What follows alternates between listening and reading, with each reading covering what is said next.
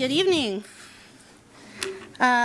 Okay, welcome to the regular board meeting of the Tahoe Truckee Unified School District. Today is May 7th, 2025. And the board did meet in closed session with no reportable action. I would like to start the meeting by saying the Pledge of Allegiance, so please rise. Ready? Begin. I pledge allegiance to the flag of the United States of America and to the republic for which it stands, one nation, under God, indivisible, with liberty and justice for all. All right.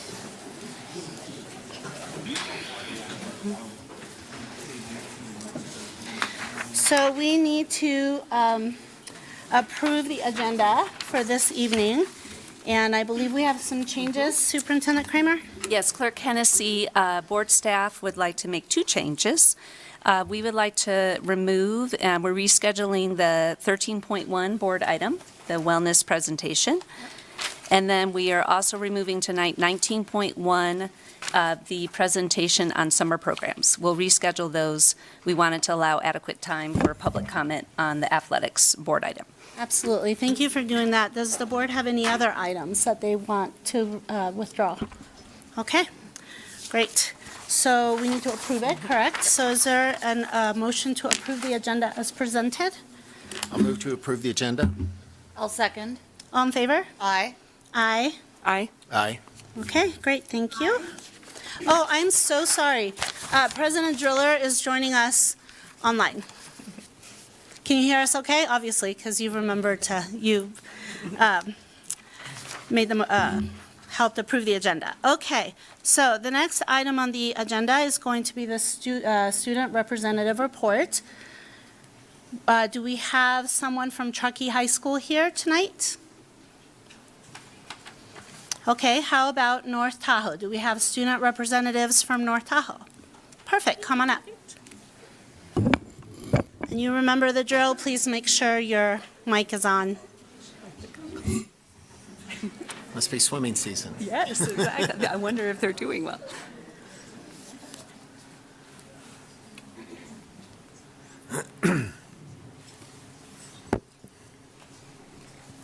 Good evening. Oh, is it on? Okay. Good evening, board members, and thank you for having us. We are honored to be here today.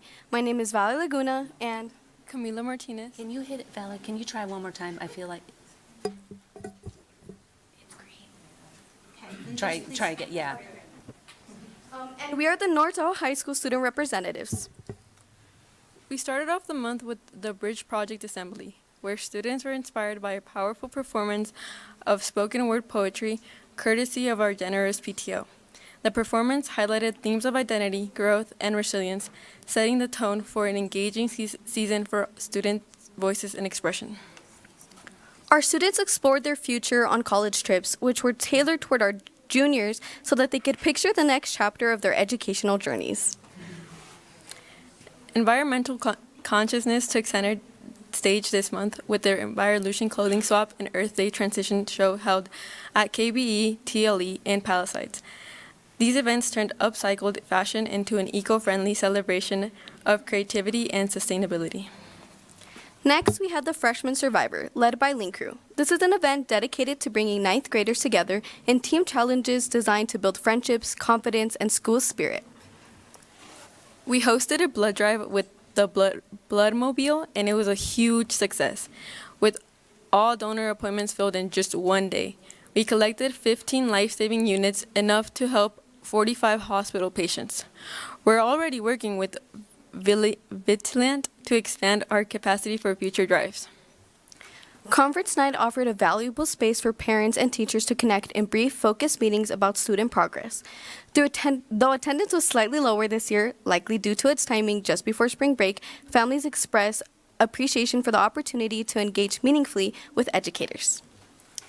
The highly anticipated senior fashion show was a major success, dazzling the crowd and raising over $15,000 of Project Grad's Safe and Sober grad night. Our senior class brought talent and style to the runway while supporting a great cause.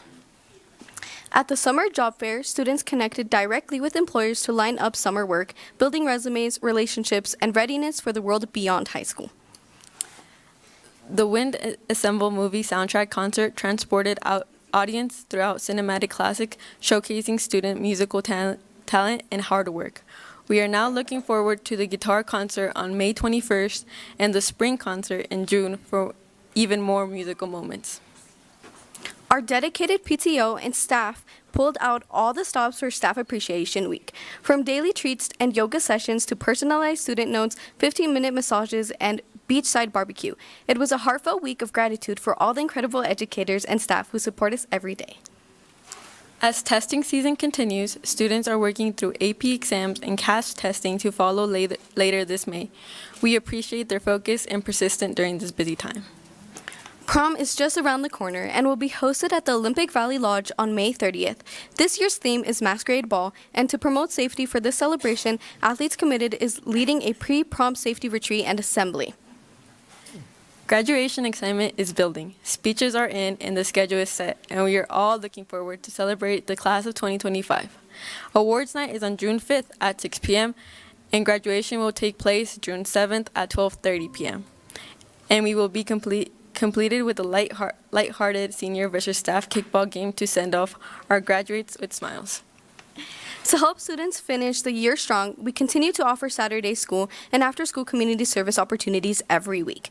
These sessions provide time and support for students to stay on track academically and fulfill their service requirements. And of course, the whole school is processing what the move to CIF means to our athletic program, which, as we know, will be bringing new challenges, but with no doubt hope of exciting possibilities for our teams. Thank you for having us. As always, it is a pleasure to emphasize and recognize the incredible accomplishments of our students and staff, and to celebrate the school spirit that makes North Tahoe High such a special place. Since this is our last board meeting as seniors, we want to express how grateful we are for the opportunity to represent our school this year. We're now passing this fun and meaningful responsibility onto some amazing classmates who will carry on the tradition, and you'll be seeing them in June. Thank you.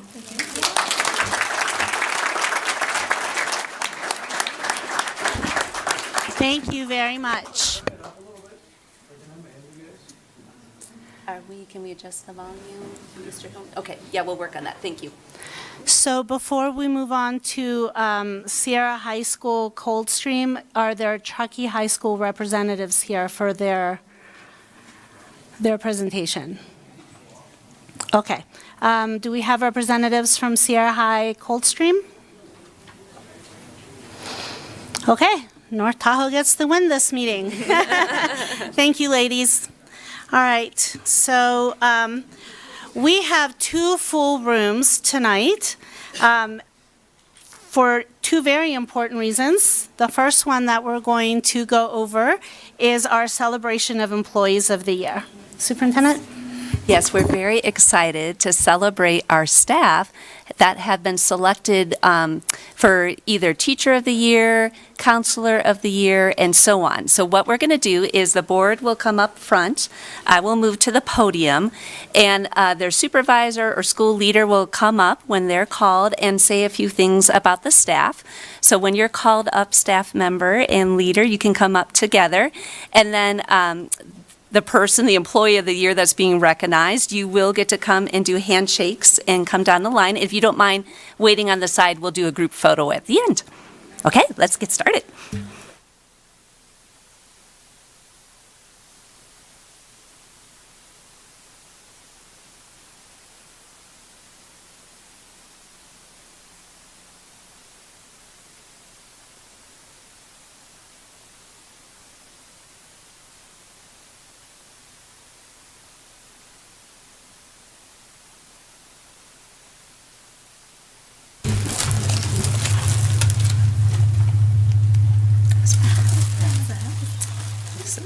I was hoping it will settle down. I think it is. Okay, so tonight we're starting by celebrating our Teacher of the Year for transition kindergarten through 8th grade. It's Erin Smith from Glenshire Elementary.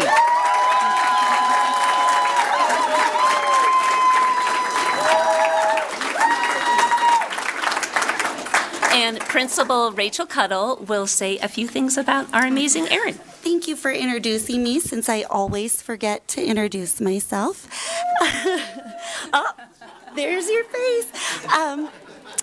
Well, thank you, Superintendent Chief Learning Officer Kirsten Kramer and members of the board.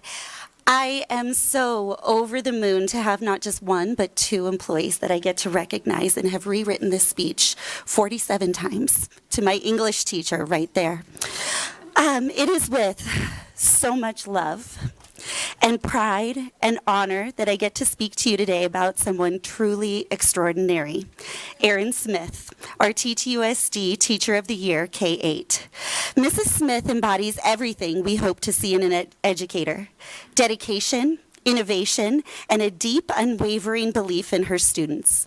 She is a master of her craft, blending data analysis, a deep knowledge of first grade standards, thoughtful planning to ensure every single one of her students succeeds. She pours her whole self into her work, creating a classroom where every child feels seen, safe, and inspired. Her students know they are deeply cared for, and because of that, they thrive. Mrs. Smith teaches with intention, compassion, and an unwavering belief that every child can succeed, and they do, because you expect them to.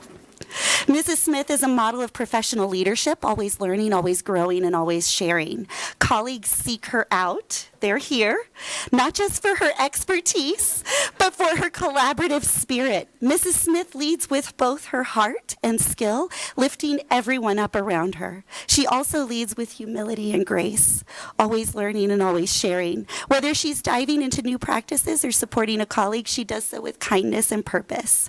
Her love for teaching shines in everything she does, from the way she thoughtfully connects with families to how she designs each lesson with care and meaning. Her classroom is a joyful, respectful place where students are challenged and celebrated.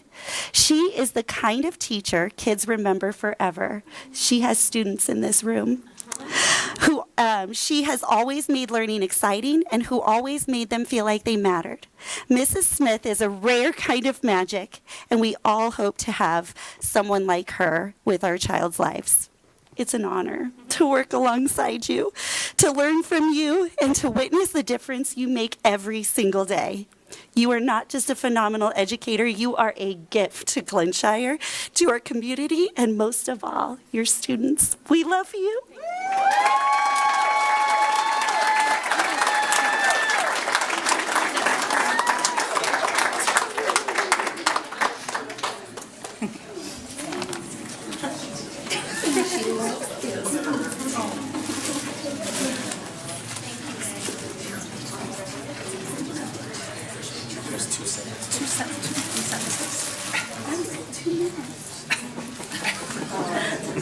Our next honoree is our Teacher of the Year for high school, Mrs. Kate Teller.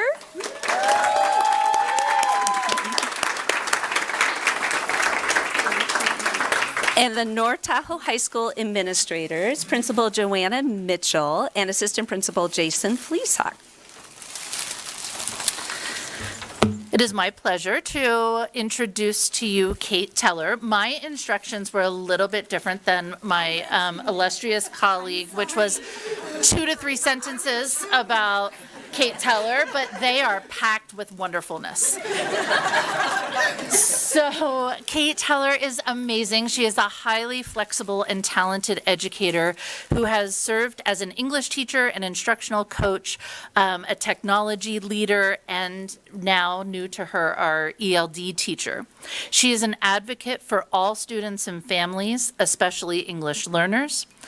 And she wrote a grant for the Community Engagement Initiative, which has transformed family engagement throughout the whole district. She even offers free English classes for our students' families throughout the summer and throughout the week on her own time. Her dedication is truly inspiring, and it's my pleasure to recognize her.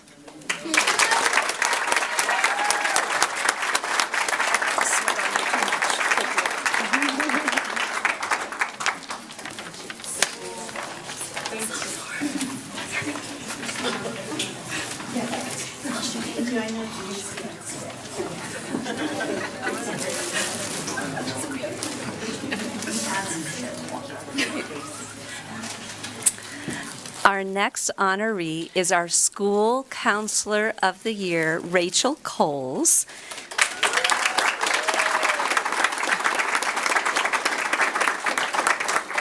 And Principal Hien Larson of Alder Creek Middle School will be doing the honor. Thanks. I have the honor of talking about our Counselor of the Year. Through Rachel's guidance, students have gained valuable skills in being there for each other and facilitating peer-to-peer mediation through her Peer Helper program. She has fostered an atmosphere where students feel safe to express themselves and encouraged to look out for one another in the grief group. Rachel leads our ACMS Peer Helper programs by organizing training for students that focus on leadership qualities and peer support technique.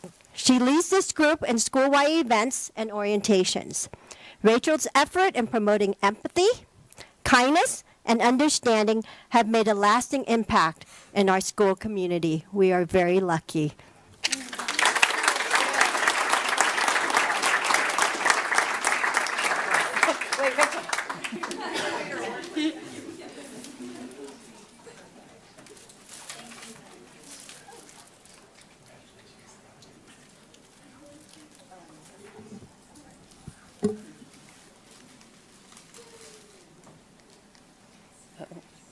There we go. Our next Employee of the Year is our Clerical and Administrative Services, the amazing Blanca Carrillo, and being presented by Principal Joanna Mitchell and Assistant Principal Jason Fleesock.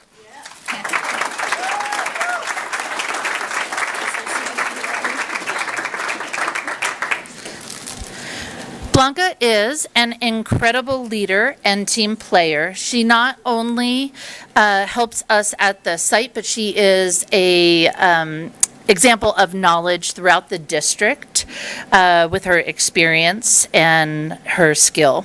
She takes pride in the quality of her work, often staying late to ensure everything is accurate and on time. She is a taskmaster who keeps all of us in line, especially me. And she just brings so much joy and energy to our site and the job with her smile and her personality.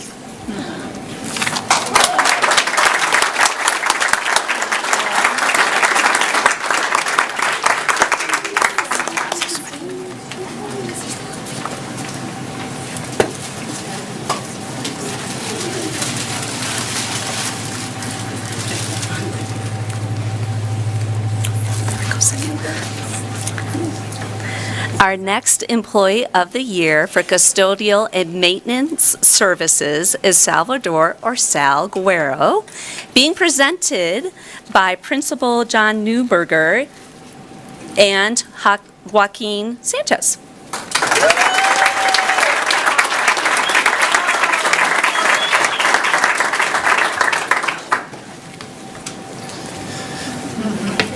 Thank you. We would like to express our sincere gratitude for our incredible head custodian, Sal Guerrero Angel. He consistently goes above and beyond to ensure our schools are clean, safe, and welcoming for everyone. He takes pride in his work and supports all school events. He has a positive attitude, responds quickly to any request, especially emergencies like our fire alarm. His dedication and hard work are absolutely vital to our smooth operation of our school. We thank you so much.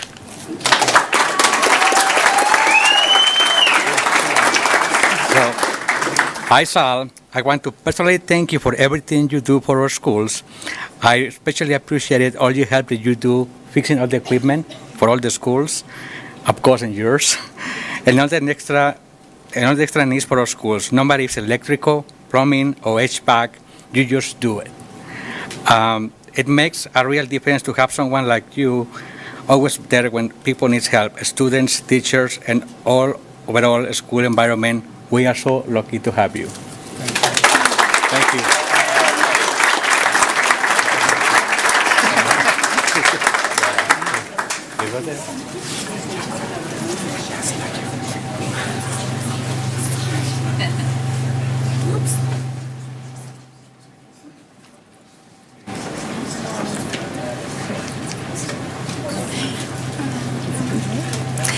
next employee of the year for food and nutrition services is Julia Nunez, being presented by Romy and Kat Soltaman.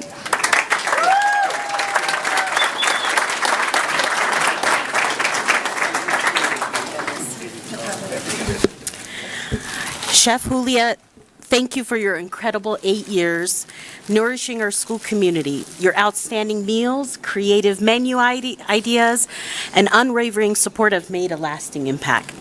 Your engagement with students, dedication to testing new recipes, and willingness to always lend a hand, even with a full plate, are truly appreciated. Chef Julia started with us as a substitute who thought she'd just dabble in the kitchen. Just a bit. She loves to cook. She heard we're scratch cooking and bringing new dishes to the dining commons. She came in and thankfully took on positions at North Tahoe and now Alder Creek Middle School. Every day, from whole grain strawberry banana muffins, chocolate beet donuts, poke bowls, pozole, Chef Julia's recipes and meals are highly sought after, especially the scrambled eggs. We are so grateful for your remarkable contributions and thankful to you, Chef Julia. We have our operations manager, Romy, who's going to translate. Thank you.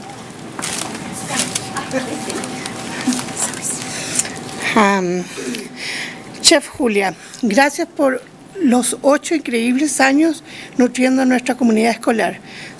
Tus excelentes comidas, tus creativas ideas para los menús y su inquebrantable apoyo han tenido un impacto duradero.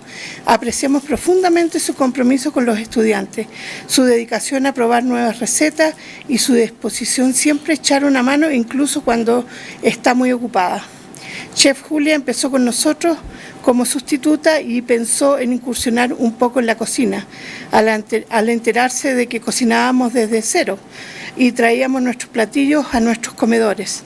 Llegó y afortunadamente aceptó puestos en la escuela secundaria de North Tahoe y ahora en Alder Creek. Todos los días, desde muffins integrales de fresa y plátano, donuts de chocolate, poke bowls, pozole y más. Las recetas y comidas de la Chef Julia son muy solicitadas, extraordinarias y buenísimas. Estamos muy agradecidos por sus extraordinarias contribuciones. Gracias, Julia, por todo lo que haces.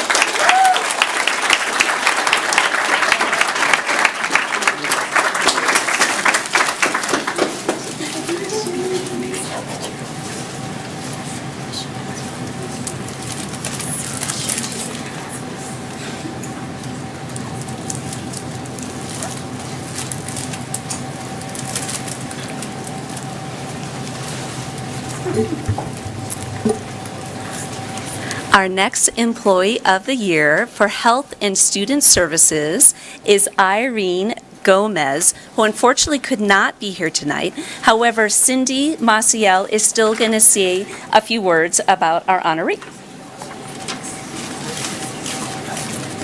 Thank you, and congratulations to all the recipients this year. You are all so amazing, and we're so lucky to have you in our school district. Irene is truly the heart of early childhood support in Kings Beach. Her unwavering commitment provides invaluable early learning experiences for our youngest children and creates vital connections for their families. The positive impact she has had on our community is immeasurable, and her tireless work is deeply appreciated. Congratulations, Irene, on this award.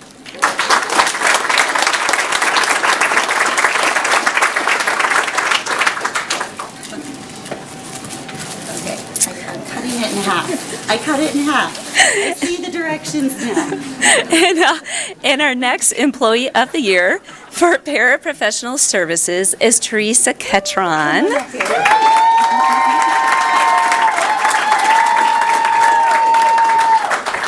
I really can't help it.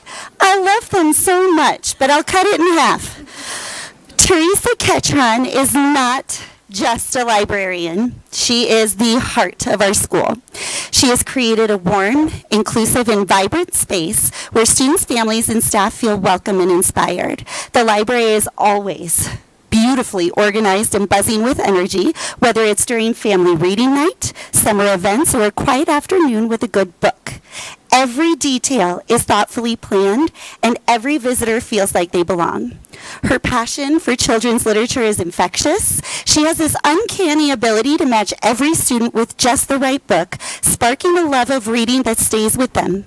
Beyond books, she manages the Chromebooks as well and curriculum materials with precision and care, keeping things running smoothly. Something pretty spectacular about Ms. Ketron is, if there's a book that a student needs, she will go home to her own personal library and bring it back for the student if the library is already taken.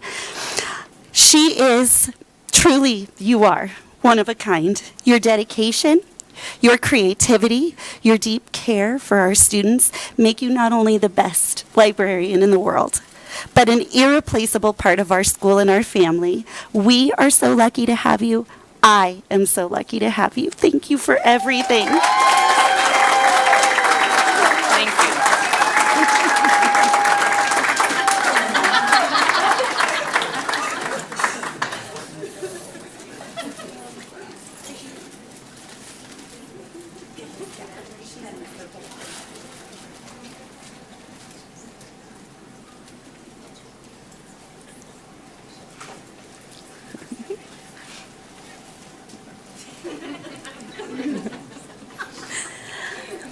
Our next Employee of the Year for Technical Services is our very own Keenan Mock.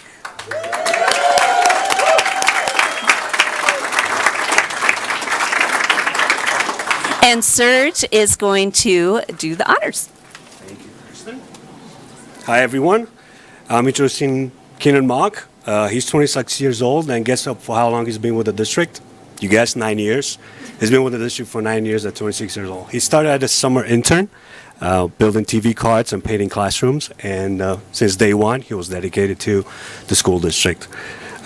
If you look up team member or team player, you'll find Keenan, because he's always ready to help, whether it's fixing a tech issue or supporting a calling. His positive attitude makes him a joy to work with. Keenan has taken the initiative to improve his skills through online classes. He has been instrumental in implementing the Visit You system in our district, which is transforming how we use technology in our district. He has fixed hundreds, maybe thousands of Chromebooks throughout his career here, ensuring our students and staff have tools they need. His education fosters a collaborative work environment, actively engaging with colleagues and building strong relationships. I can vouch for that. Now, as a tech specialist level 1, we can't wait to see what he'll accomplish next. Keenan, thank you for being an amazing teammate, for your hard work. You totally deserve the recognition, and we're excited for the future. Thank you so much.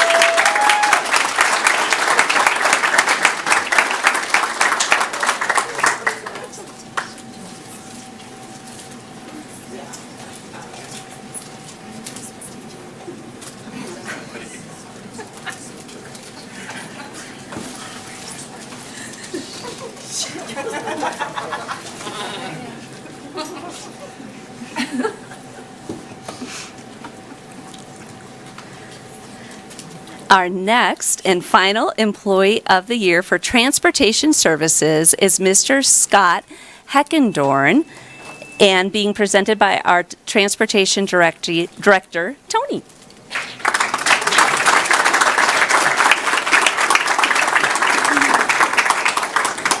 Thank you, everybody, and I'm very excited and honored to be up here presenting the Transportation Employee of the Year, Scott Heckendorn.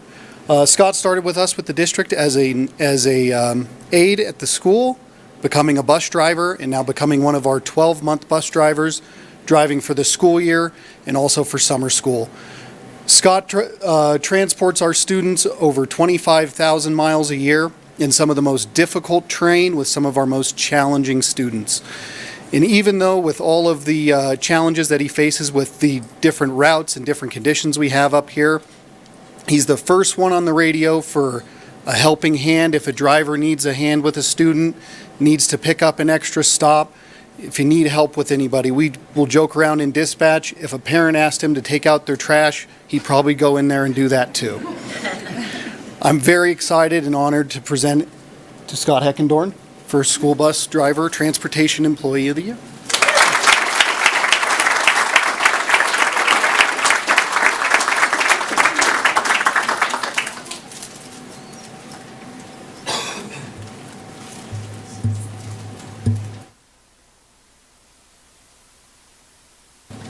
Okay, Employees of the Year, if you would come up, please, for a group photo.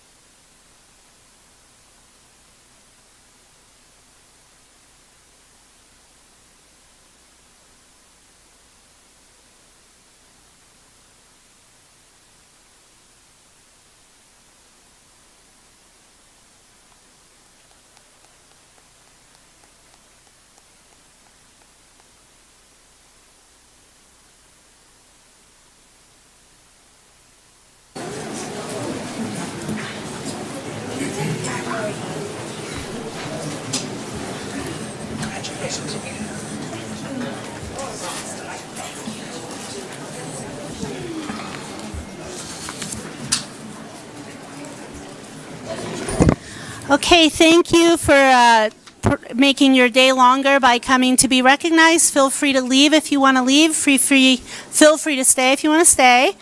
And there will be some chairs becoming vacant if someone in the overflow wants to come or some of the people in the back want to sit. We'll just give it a few minutes for the room to clear out.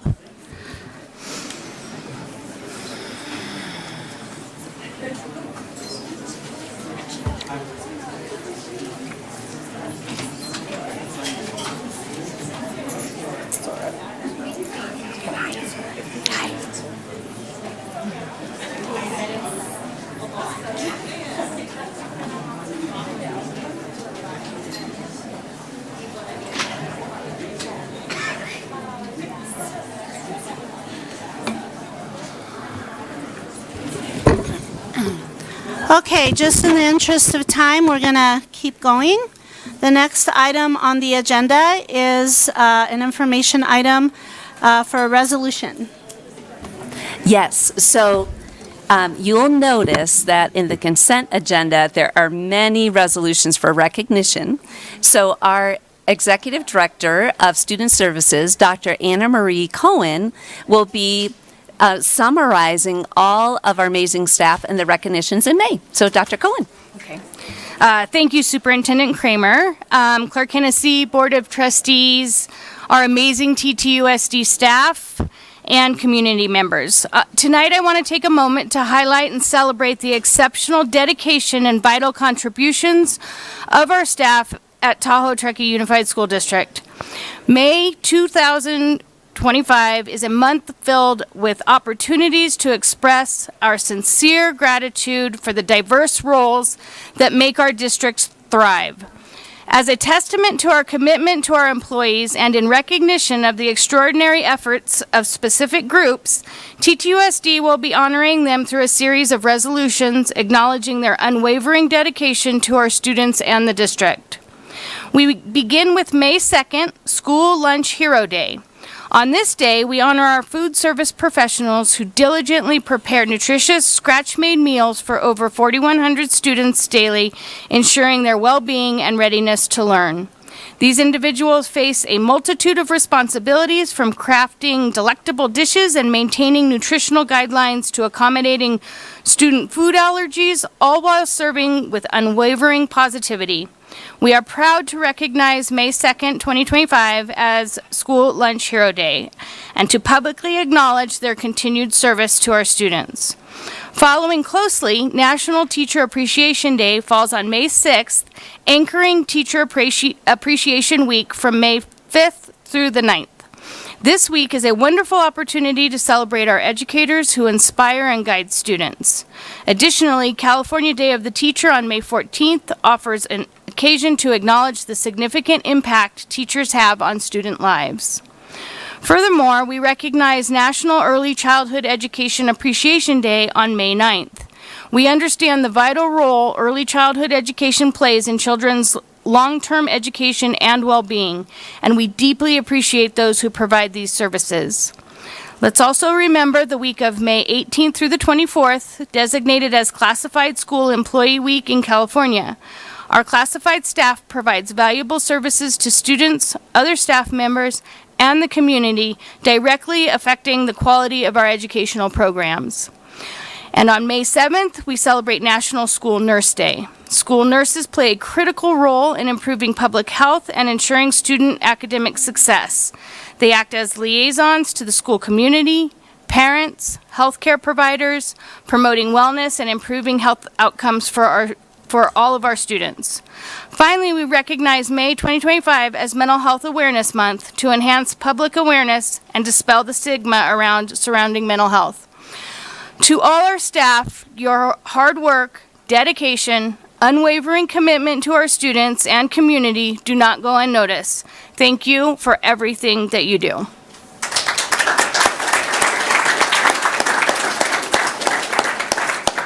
Thank you, Dr. Cohen. And thank you to all the amazing TTUSD staff. Okay, so Superintendent, your report, please. Yes. So we know it is not a board meeting if we don't have a superintendent update about the district strategic plan.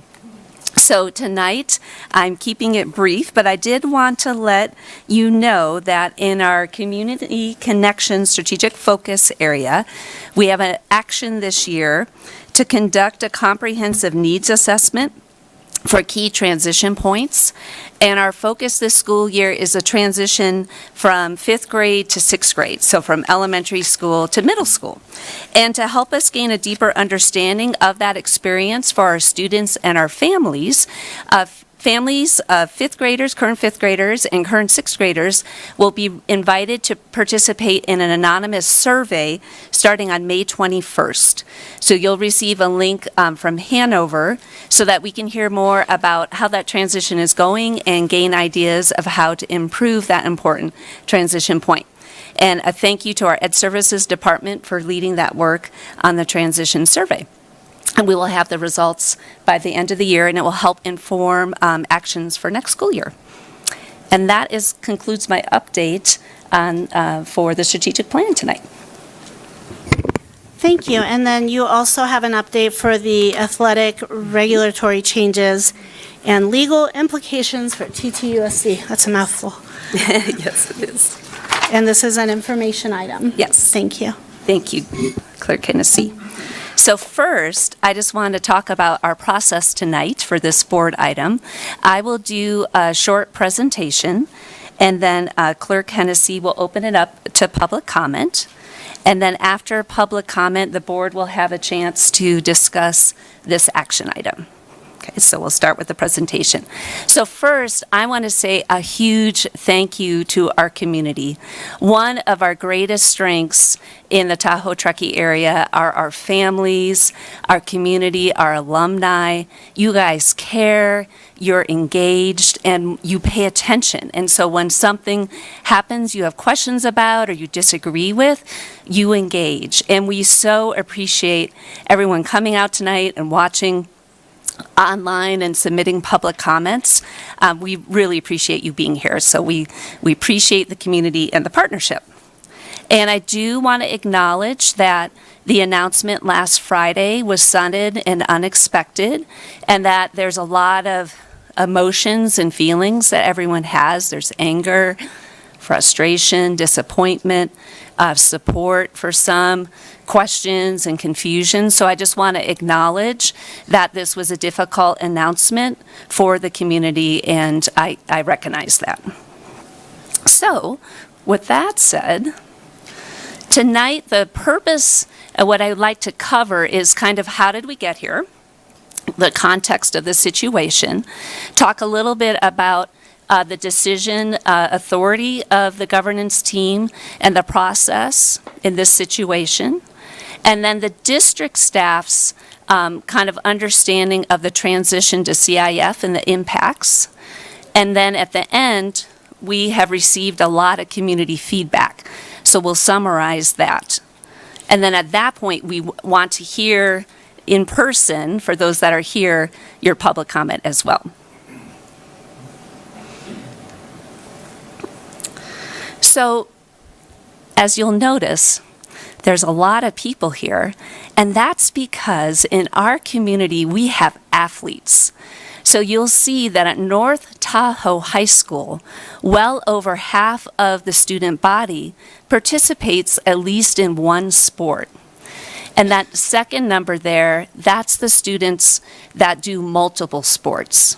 So athletics is extremely important to our community, and it's one of our greatest strengths.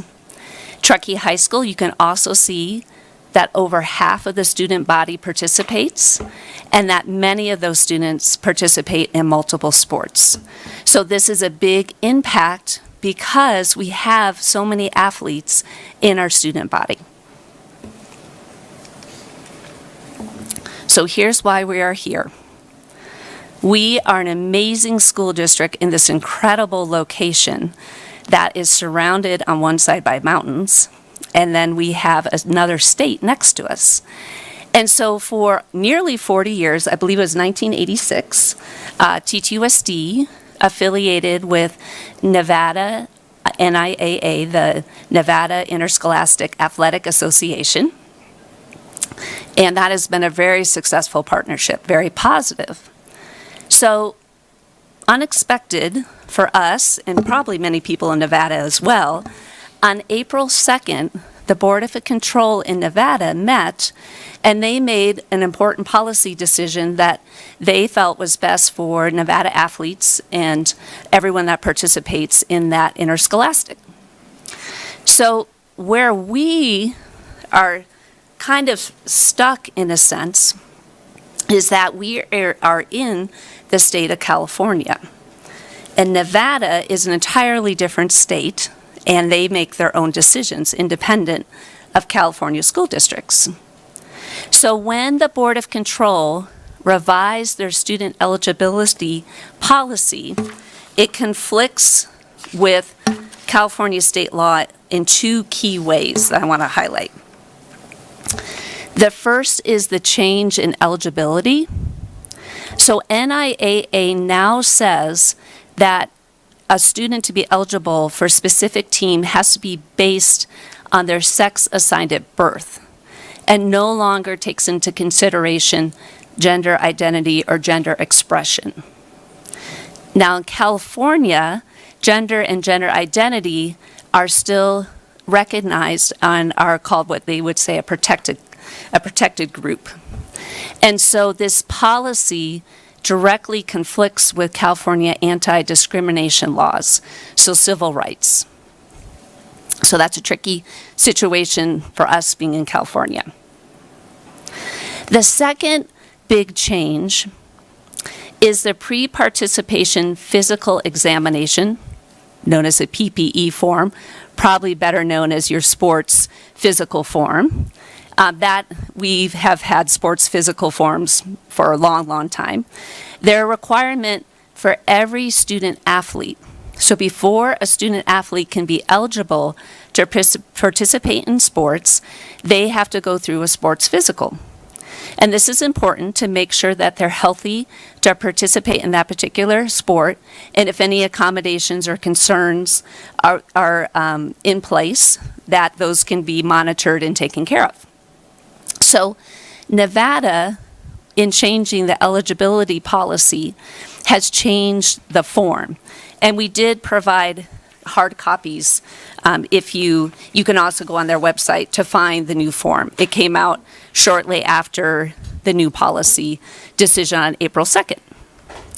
And what they did is they added a section to the form that is shared with the school and the sports organization as part of the registration process.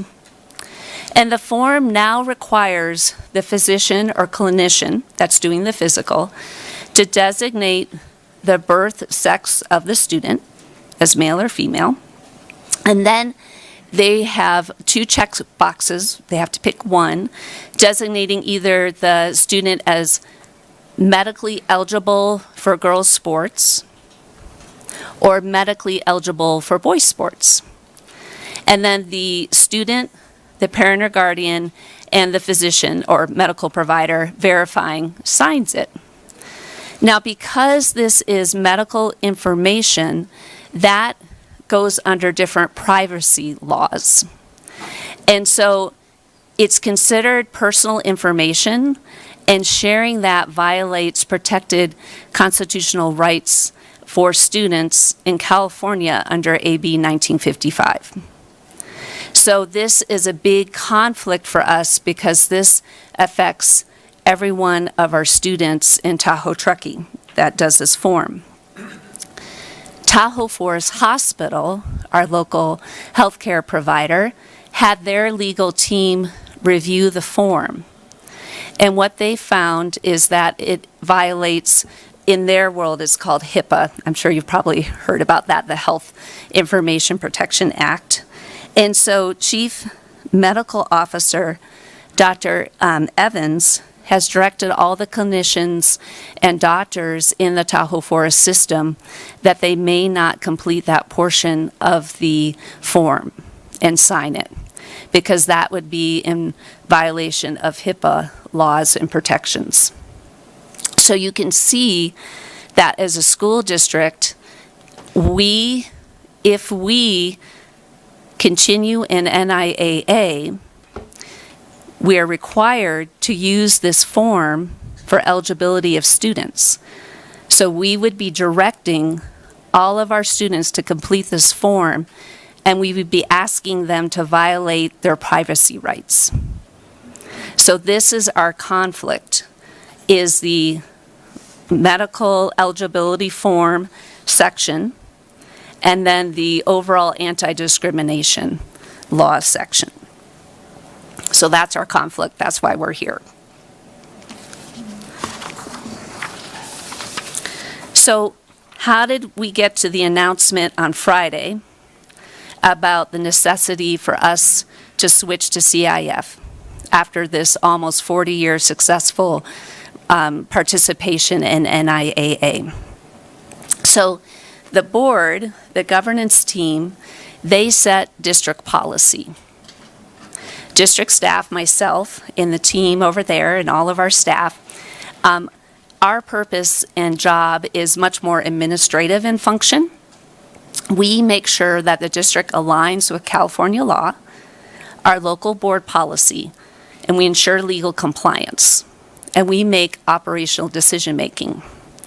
Now, here is what is kind of surprising, is that athletics doesn't actually come up to board level.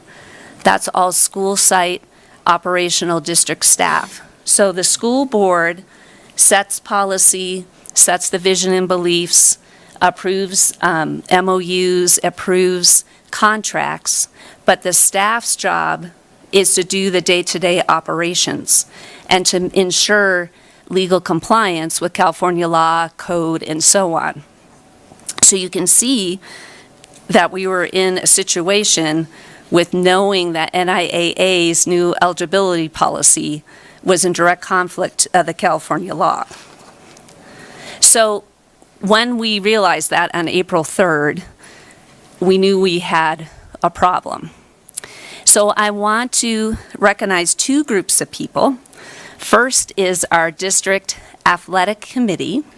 These are our athletic directors, our assistant principals and principals at the high school level, and Dr. Cohen. Right away, they recognized this as a potential issue and began to dig in. They were reviewing our board policies, looking at California law, studying this new eligibility requirement very closely. At the same time, district staff engaged with our own legal counsel and said, what are our options? We participate in Nevada, but we are a California school. What is our path forward here? So they did a review. They looked at the new policy, looked at California Ed Code, looked at California anti-discrimination laws, and so on. Once we found out that these are significant conflicts and there is not a waiver, so we talked with NIAA, there's 5 of us, as you know, districts in this situation. And respectfully, NIAA said there are no exceptions. And it really makes sense. It's a new policy for them, and if they start, they're doing what they need to do. And just so you know, I also want to give a shout out to NIAA. They have been so supportive, willing to meet with us anytime, answer questions, and really work with us. I also want to celebrate CIF. They have been amazing. Once we saw this, we were worried. You see how important athletics are. We need to have an athletic program next school year. This can't stop us. So we reached out to CIF right away. Now the athletic committee, this team, they know. They're like, the schedules are done. Like, we are so stuck. Is that CIF recognized our mind. They understand. They're a regulatory authority. They're dealing with laws, bylaws, regulations all the time. Same with NIAA. When we reached out to Executive Director Tim Jackson, he was like, yeah, I figured I'd have to be talking to you guys soon. And they have been incredible. They want our students playing next year in competitive sports, eligible for state level championships. All of us want these kids playing. That is our goal. So our athletic committee, once we realized there's no choice for us, we did not see another path forward. We need to switch out of necessity to CIF to be compliant with California law. We can't resolve this in another way. It's beyond, it's above our level. We have Nevada State making important decisions for their athletes, and we have California law. We did watch in California. There was a few assembly bills put forward that were similar to Nevada, so we looked to see, okay, maybe there's movement in California. They didn't go anywhere. So we realized, okay, the switch to CIF is necessary. So right away, the athletic committee started exploring all of the logistics that are going to happen with this switch, travel, schedules, change in sports seasons for a couple of our teams, and then recognizing tennis and soccer in particular, the impacts, and beginning to brainstorm ideas. So I just want to really appreciate the committee, appreciate NIAA and CIF for their partnership and collaboration as we figure out how to have a smooth switch to CIF. Now, a concern I know was the speed of the decision. So April 2nd, NIAA Board of Control made this decision. Immediately, we began working on this situation. On May 2nd, we shared with our community what we needed to do. That was a month's time. We acted quickly because we want our kids to have sports next year. By moving quickly, we see CIF, it means we're going to be able to get schedules. It means we're going to be assigned to leagues. It means that we're going to have conference and in-conference, out-of-conference sports. So it was fast because we wanted to make sure we didn't miss an opportunity for next year's sports. First, I'm going to talk about what district staff has seen as pros and cons, and then I will summarize what we are hearing from the community. I think we all know that one of the big challenges up here is winter time. And so right away, staff was concerned about summit travel in the fact that we know that I-80 gets closed. Just to make a note, we as a school district are actually really good with summit travel. We go back and forth over the summit every day 4 times because we pick up the middle and high school students and transport them down. And then we also have Donner Trail Elementary. And so, but for sports, the issue is I am not in charge and I can't tell them they have to reschedule games and they have to come play with us. So we recognize that. That's definitely a cause for concern. I do want to share that with this move to CIF, You guys probably all know about the weather watches, and you all know about the snow day calls. So we also do weather watches specifically for Donner Summit. We have the elementary school up there. And so the plan is next year, when we need to do a weather watch specifically for Donner Summit, the sports activities and programs will become part of that watch. So when we work with the meteorologists, we will know ahead of time the schedule, the time that the team needs to go over, and the time the team needs to come back. And we will be able to give professional advisement to the coaches and the teams so that we can make good decisions for safety. We don't want anyone on the road out in a storm and have any trouble. So we are going to be watching that closely. We have a whole system we've been doing many years, and this will just add to that system. Now, here's the one that we just need a miracle for soccer. So, soccer is in the winter, and I've had so many conversations with the athletic committee and others about this. This is tough. I think even for California, like, we need the grass to be dormant in the winter, but that's okay. CIF, it's in the winter. And so things the athletic committee are aware of, practice locations. Mother Nature maybe will bless us with a drought year, probably not. So we're working on identifying practical practice locations. What do we want to do about home games? We know there's a concern about when we have a game, we want the competitive team to be able to come up. We want their families to come up. So where does it make sense to do those games? Dual sport athletes are now needing to make different decisions. Soccer has not been in the winter here and for 40 years. So people will have hard decision. And then that means athletic participation decrease for sports. I mean, we recognize that as people need to make their choices. And then coaches. Coaches were hired. They're used to doing soccer in the fall. They may have other commitments in the winter. So we know that we may unfortunately have coaching staff that needs to switch to their schedules. And then tennis, same thing. This could be a conflict for the coaches if they're used to or have other commitments in the spring. Early season, practice locations. We know it's more doable to do snow removal for tennis courts. Unless we have high quality turf, we know up here that it's really a problem. And so then early season home matches. So just know the team is brainstorming and working on these things. Now, you might be wondering, we had some other cons that aren't up there. And it's because this is just for district staff point of view. Here are some of the pros that they perceived with the switch to CIF. So one is what we were just talking about on the left there, just that we're aligned, we're in California, following the bylaws and laws. We don't have these conflicts. California CIF does, they call it competitive equity. So they do league placement based on enrollment and based on competitiveness.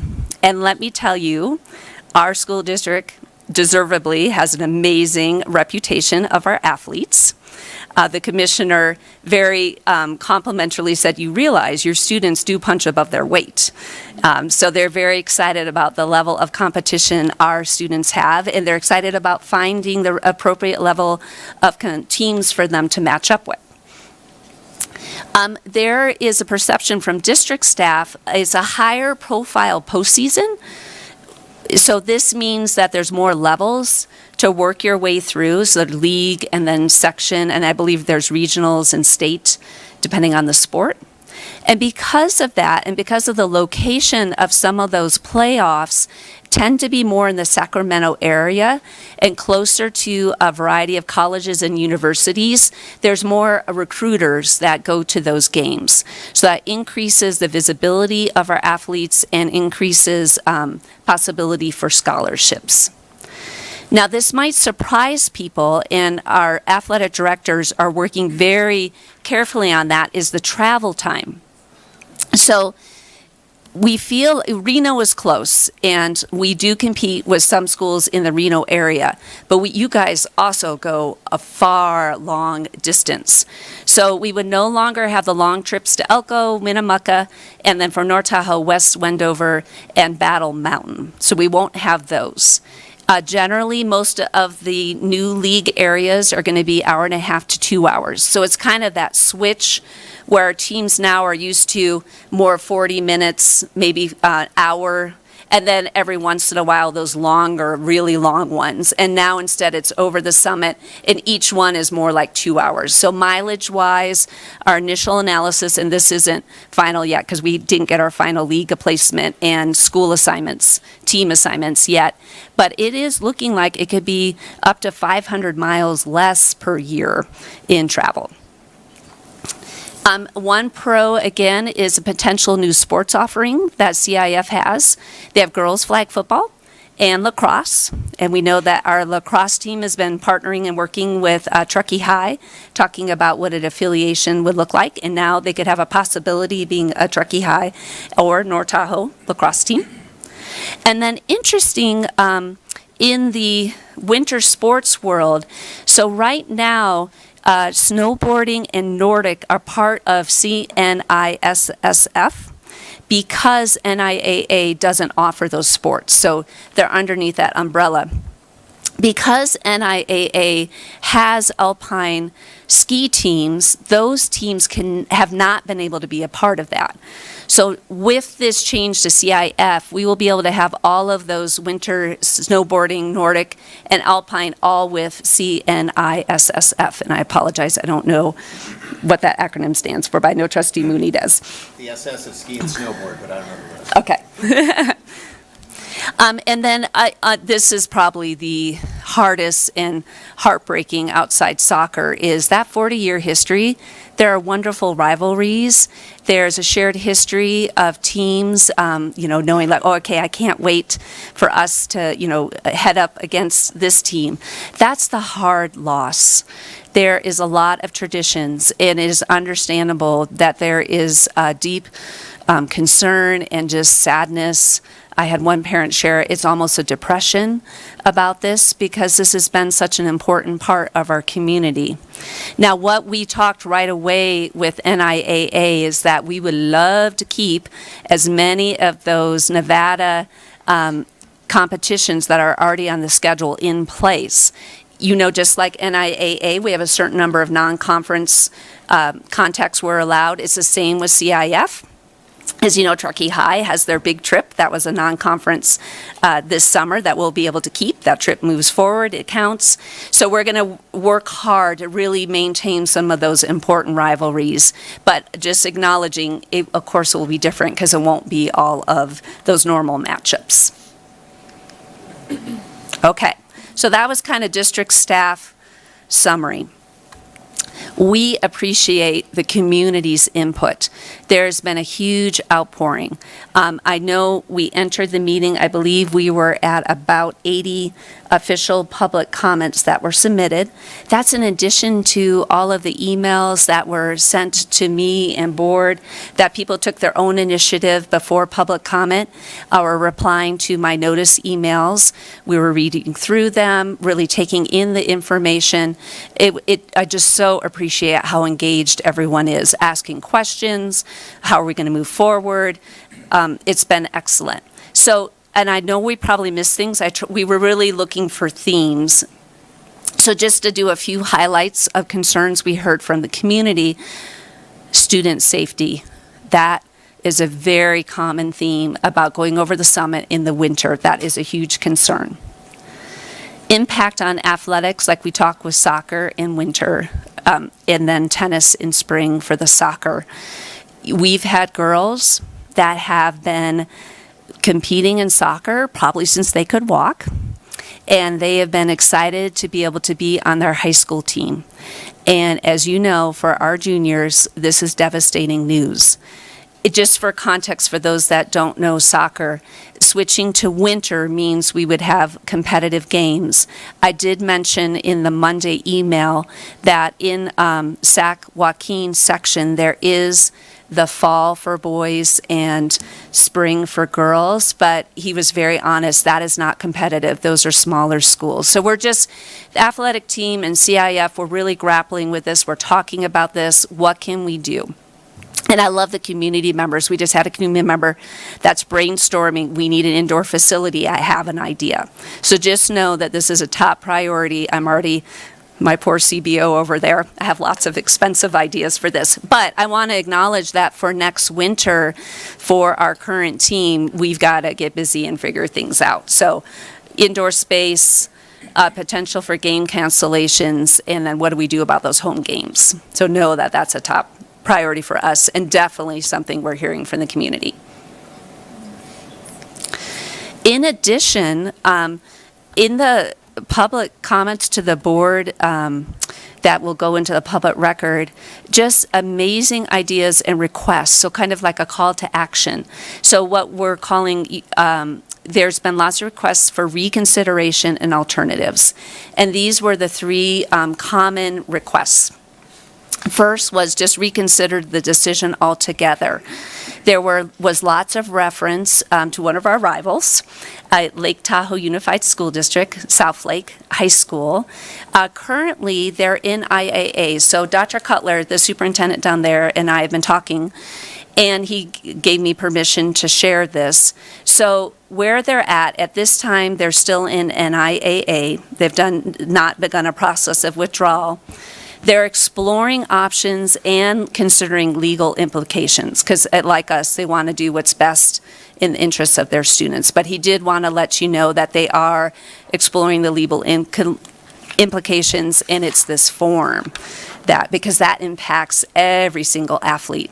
And with a violation of HIPAA for the healthcare providers, and then for us for privacy rights, that's very concerning.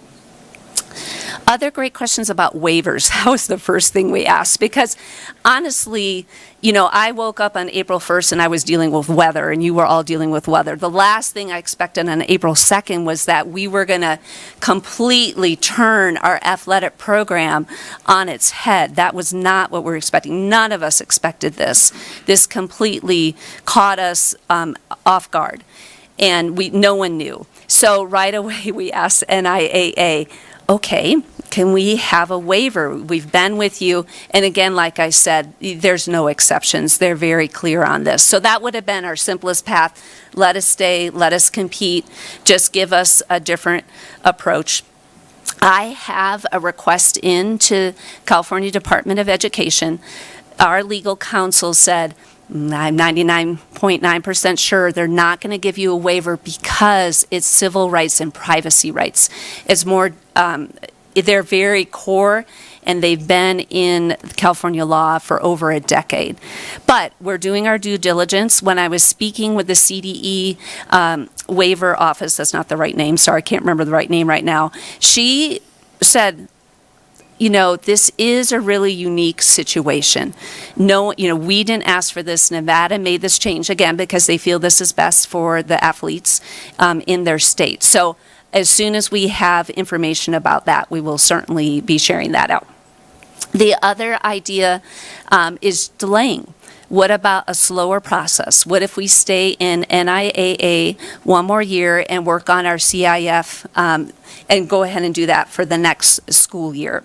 So but then we still have, without that waiver, this is where we're working with the state, we still have this form and trying to get our kids to have a completed registration that they can turn in and NIAA will accept. So that is part of the dilemma if we did a slower roll. But again, CIF has been absolutely incredible. They are definitely moving things quickly for us so that we will have leagues, we will have full schedules, and we will be at the right level of competition for our kids. But just know that we definitely are hearing requests for reconsideration and alternatives of how we move forward. So I want to thank you very much for letting me share, and I hope that this helps explain a little bit about the process we went through, about why it was so fast, just that we have a very short timeline, and kind of the nuances of the situation, and why we determined it was necessary to take action for the switch to CIF. So at this point, I will stop talking. And we're very much looking forward to hearing from all of you that came here tonight. And I will turn it back to Chris Hennessy. Clerk Hennessy? Thank you very much, Superintendent Kramer. Okay, so let's just, I'm going to go over how we're going to do public comment. Usually we have a card you fill out with your name because there are so many of you here. I believe everyone has a number. If you have not received a number, who should they?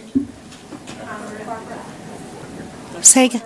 Okay, see Barbara out at the front door. So a couple things. So every single board member here and President Driller, who, as you know, is participating over Zoom, we have all read every single email. Some of us have had phone calls, conversations at Safeway. So you are definitely being considered, and your emails have been read. We know that there's a petition. I mean, we're aware of what's happening. So this is going to be your time to share what's on your mind. I would ask that if you hear similar topics or one of your neighbors say something that it's what you want to say, consider that there are a lot of you here. Maybe you don't want to speak, or you just quickly want to come up and say, I agree with so-and-so. Every person here will be given 3 minutes. There will be a timer on the screen. Usually we stop public comment at 30 minutes. We will not be doing that tonight. We will let you speak. Now, if we're in it for an hour and the themes are the same, we might redirect how public comment is going. After your public comment, the board will discuss. So if you're here, you'll be able to hear that. Otherwise, you know that the meeting is being televised on our website. And the last thing I want to just warn us, it's 6:42, 7-ish. We are going to take a break. So we will take the first numbers 1 through 5, and then we will take a break and then go on for the rest of the meeting. It's warm. We've had other topics. So 7-ish, just know, quick break, but we will continue. Okay? So if we could have number 1 come up, and then the 2, 3, 4, and 5, if you want to line up, you're welcome to. Otherwise, just be ready. And please state your name. Thank you. Thank you. Good evening, Board and Superintendent. My name is Tara Burns. Long voice? Yeah, no, it's good. Should be a green button. Yeah, it's good. Perfect. And then the other thing I want to say is, as a board, we did discuss no technology. We're present. We're here. We're hearing you. If you see my phone, it's because of that break. I trust my eyesight on my phone rather than over the door. Okay? All right. Thank you. I'm a mother of 3.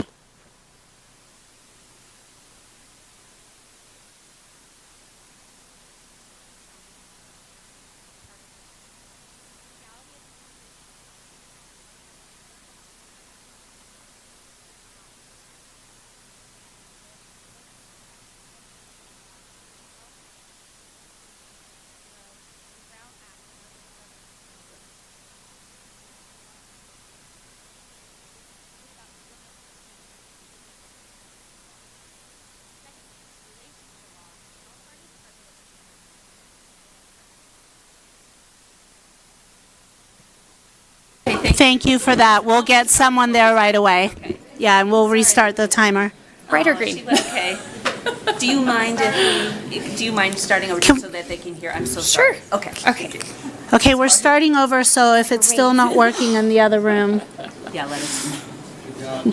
Okay. Good evening, Board and Superintendent. I am Tara Burns, and a resident of Truckee and mother of 3. There are 4 primary concerns. Superintendent Kramer has addressed some of those, but they'll start with this. The legality of this decision. I have submitted an email to the board and to the record of this meeting indicating where and how this decision has violated employment contracts, California state law, Educational Code 35160, the Brown Act, and our own board governance regulations. It is primarily about timely transparency. If this is truly about legal ramifications, it needs to be done in the law. Secondly, in relation to the law, the California Department of Education and the CIF are actively being investigated by the U.S. Attorney General and the Department of Education Office of Civil Rights for current and extended Title IX violations and the federal and executive noncompliance. This investigation, without an extension, is due to conclude mid-August. If the California Department of Education and CIF are found in violation, this singular policy that is the impetus of this move will be overturned. If they are not found in violation, we would assuredly be given an appropriate timeline to implement necessary changes. Deconstruction of 40 years of tradition rooted in common sense and highest service can surely be paused for 3 months while we await complete information. Pardon me. Third, the details matter. Those 40 soccer girls, those multi-sport athletes, they matter. And knowledgeable, extreme answers matter. The budget impact, season schedule shifts, eligibility requirements, regional and state playoff differences, sport-specific governing body amendments, all of these have major applications. The budget implications affect everyone. These must be addressed with knowledge and answers before a drastic change can be made.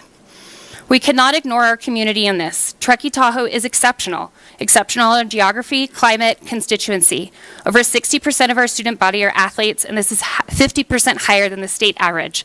It has been a hallmark of this district to enable and celebrate these individuals and teams, and they are a jewel in our crown. The bell schedule and calendar reflect geographic demands and exceptions. We are a community with specific needs that is best served through tailored, bespoke solutions and governance. Now is not the time to be lazy or afraid. We have each taken a vow to serve our students. These changes impair the availability and equity of athletics. We implore you to expose the process and remedy this potentially illegal, unethically, and possibly dangerous decision. Thank you. Can we have number 2 come up, please?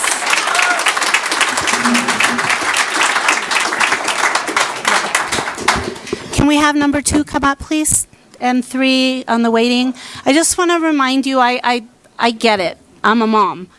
We have a lot of people here, so please hold your clapping so that your next neighbor can come up and speak, okay? Thank you.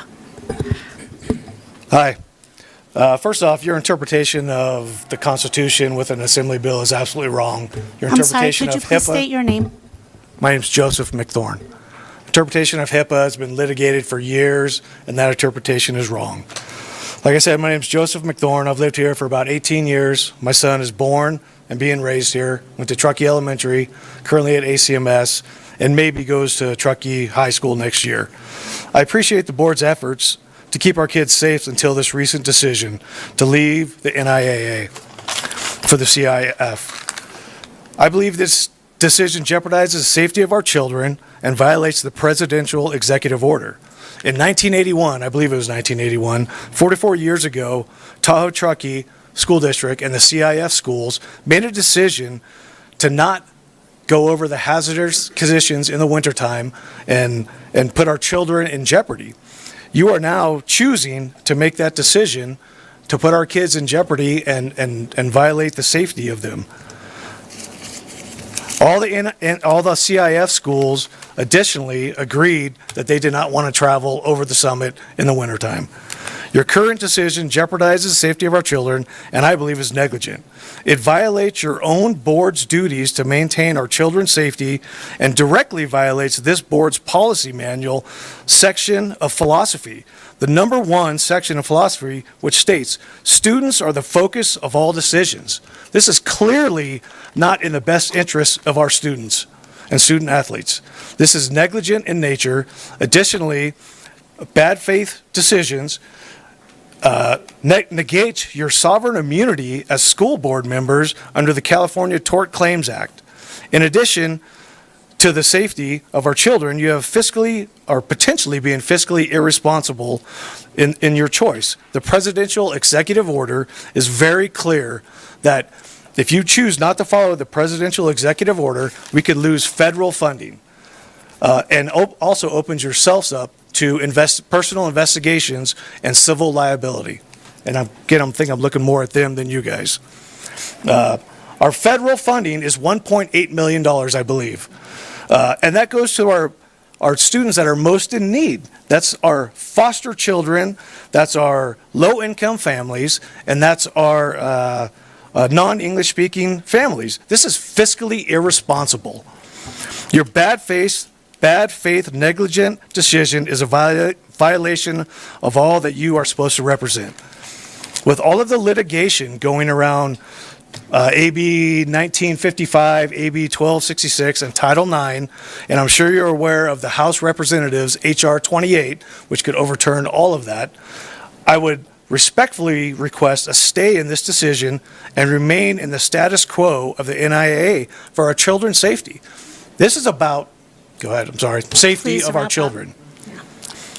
Several school districts already filed lawsuits, including Orange County, Chino Valley, Redlands, and are currently in lawsuits disputing the 1955, 1266, and Title IX. Along with, obviously, our neighboring school district. I talked to Dr. Cutler yesterday myself, very nice man, who said he's basically pumping the brakes and saying, let's wait and see what happens with litigation and the safety of our kids. He talked about navigating Highway 50, just as we do with Highway 80, and they're holding the Your brakes. time is up. Thank you. Yeah, you need to do the same. I would ask just about, I would like to ask for the California Public Records Act request on this. I don't see it on the website, so if somebody could point me in the direction to get the California Public Records Act request on all of this discussion in closed session and open session. Okay, thank you. Thank you. Number 3, go ahead and come on up. And then number 4 and number 5, if you could please line up. And then Superintendent Kramer, will somebody get back to? Yeah. Joseph? Yep. Yes. Okay, thank you. All right.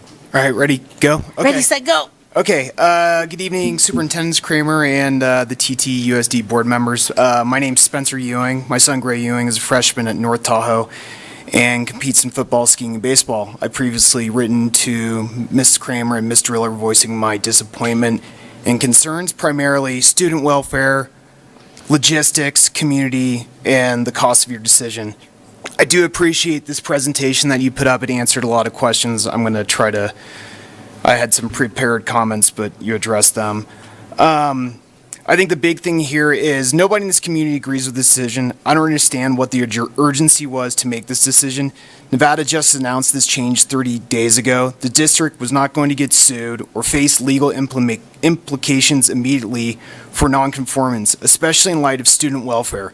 I don't understand the knee-jerk decision. Any significant change like this requires time.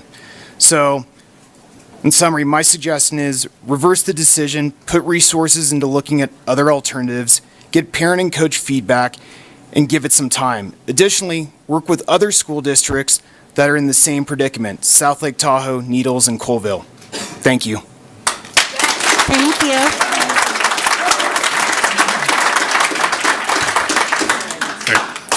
Good evening. My name is Zachary Balkin. I'm an attorney that practices in Nevada. I live here in Truckee. I have a son who lives here as well. I'm going to have an unpopular opinion tonight. I support your position. And the reason for that is multiple. Everyone who is angry at you should be angry at the NIAA. This is their fault. They took an executive order which is not the law of the land. It is not passed by the legislator. Not only that, but they added a part in this form that they are ordering chiropractors, physician's assistants, physicians who may not be trained in seeing child sexual characteristics to perform physical exams on our children, males and females, to look at their penises, their vaginas, their breasts, their pubic hair, and to make determinations about their sexual characteristics. That is disgusting. In addition to that, that part is not in the executive order, mind you. So they added that themselves. This move does protect our children, and these people may not have, if you look on the form, there's also a line for determining sexual differences. So if one of these people who may not be trained in determining these things decides that there is a difference in sexual development, perhaps your daughter blossomed late or your son has a high voice, they can order a genetic test on your child. It's disgusting. Now, look. having a total stranger evaluate your children in this matter is what everybody warned us about. This is not about the rights of a small group. This is about the rights of all of our children to be free from excessive violations of their privacy. It is unethical for a medical provider to perform genital examinations or sexual characteristic examinations for a pre-participation event or physical if there's no indication that there's any injury or requirement to examine those parts of their body. You are putting the well-being of our students first, and there are going to be hardness and complications here, and we understand that. But as a father who might have to drive over the pass and might have to go to different schools to get my kid into sports, submitting them to a genital and genetic examination because they might not have the right characteristics according to a chiropractor who isn't trained in checking child sexual characteristics is a sacrifice I'm willing to make so that he can have fun and play sports with his friends. Thank you. Thank you. Who has number 5? And I think we'll probably have time for number 6 as well if you want to line up.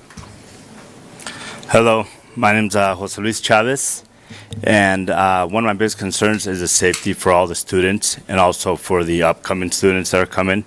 One of the biggest things is I've been here since 1985, and I've been driving for 30 years, and I believe I have a little bit of experience in the snow compared to all those schools that would be driving over the pass that have zero experience, parents driving in their own car, bus drivers driving over the summit, driving over 52 miles of terrain, Sierra terrain, that would make it very difficult and have zero experience, and the experience is with time. It's not about going to a training that's going to train you, the training that's going to take 6 months or however long you guys experience in that, or put your thoughts into that. So that's my biggest concern, is the safety of all these winter sports and also the changes for soccer, the changes for, we are a mountain community, and that's what we do. We go have fun, go play in the snow, ski teams, and that is very concerning to me. And I have kids that are coming through the school system, and then also how does that affect the lower levels, the Pop Warners, the AYSO, the Little Leagues? How is that going to impact down the road on all that? So there's a lot to be brought in you guys to be said and to be done. There's a lot of homework basically, but I believe if we can definitely make changes to stay in NIA. No. Thank you. Number 6? I'm not sure if it's a 6 or a 9. Be I a thought it was 6. 6. You're here. You be a 6. Okay. And then number 7, if you could line up, please. My name is Brent Collinson. I'm speaking on my own behalf, not on behalf of any other person or any other entity. I reviewed the frequently asked questions and the superintendent's report for the agenda and heard your discussion today. But one item that I think that has been overlooked is the U.S. Constitution. Article 1, Section 10 says no state shall, and they list a lot of things, and one of them is pass any law impairing the obligation of contracts. As the superintendent indicated, the schedule for next year is already set. We have contracts with the other schools that we have to perform. Therefore, by the laws that California has passed are impairing existing contracts. And I think that could be grounds for not following the California law at this point. Obviously, at some point in the future, but it can buy you some time to really explore this further. Thank you. Thank you. Hi, my name is Dave Wilkinson, father of 3, grandfather of 3. A lot of stuff that I wanted to raise has already been brought up, but first for the compliance and community representation. So it's AB 1955 versus Title IX. Well, the Constitution of the United States in Article 6, Clause 2, the Supremacy Clause, states, federal law and the U.S. Constitution take precedence over state laws and constitutions. And there's numerous cases on this right now. Okay. Again, the student welfare, I think the closest CIF school to Truckee is about 56 miles, and most of the schools that they compete against now in Reno are within 50 miles. So there's the added costs of the busing, the hazards, all that for, okay. So we're also 20th globally in education. 6th in reading, 16th science, 34 math. So in California and Nevada are at the bottom, close to the bottom of that list. So I think we should probably be concentrating on maybe some educational oversight. Community representation, moving the district to CIF, what I understand for transgender reasons, is against federal law. And both the board here was elected by a majority, and I'm not sure that they're serving the majority. The superintendent is appointed bureaucrat. So I'm not sure that those people should be making decisions for us. Now, if you look at the demographics, 52% of the population is male, 48 female. If you take the transgender population, which is less than 1%, and males are 60% of that, we're looking at 0.6 of 1%. So this all extrapolates to about 1,800 female students and about 6 transgender males. So it seems a little lopsided that we're making a decision for 6 versus the rest. We could also talk about, that this is starting with the adolescents, but then where's it going to move to? Where's it going to go? And that's like the safety of our kids, locker rooms, restrooms, not to mention that it's said that Katie Ledecky, fastest woman swimmer in the world, just did 800 meters in 8 minutes, 4 seconds, 20 seconds faster than any other female in the group. A 14-year-old male can do it in 8:02. 2 seconds faster than Katie Ledecky, a 14-year-old male, which is 22 seconds faster than the nearest female. So it doesn't seem quite fair. Also in the news today are numerous cases of CIF transgender athletes. Please wrap up. And yeah, that's fine. Just wanted to get some facts out there. That's all good. Thank you very much. Thank you. Okay, let's have number 8 and number 9. Let's just kind of keep it going for just a few more minutes. Number 8, great. Number 9, be ready. Please.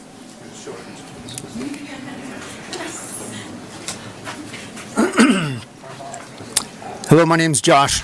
Is this on? All right. My name's Josh Birnbaum. I'm a parent and a coach. I have 2 children at Truckee High School, a daughter and a son. I've coached football and track, and so I've experienced directly, firsthand, what it's like to watch a biological male beat biological women in sports, keeping some of those girls from going to a state meet. So, not my children, but watched it firsthand. There's no one that can tell me that this is fair. So we talk about equity, we talk about equal rights. To quote a famous comedian, if you took LeBron James and he identified as a woman and he went in the WNBA, would that be fair? No, you guys aren't making the decisions of fairness. That's separate, just to my own opinion. I do feel this was made hastily. It's obviously not a mandate because there are other California schools that are not making this decision. So the opposition or the opportunity to postpone this is there. I do feel it was done a little bit behind closed doors. People were talking about it. I had no idea. I heard employees, whatnot, that heard about this message without knowing any preemptive talks. So it was a surprise there. I forgot the other things I was going to say, but I do feel that we are making this exception, if anything. And also, that was the International Olympic Committee does not recognize biological males and females playing or participating in the opposite sex activities. The NC2A is also following suit. So this is the division, or this is the agency that controls all college sports in this country, and they are not following this either. So, if anything, I think we should make a stand and say, no, I'm pretty open-minded. You can identify with anything you want, but when we're coming down to competition, there's no room. There's no room. Thank you for listening. Thank you.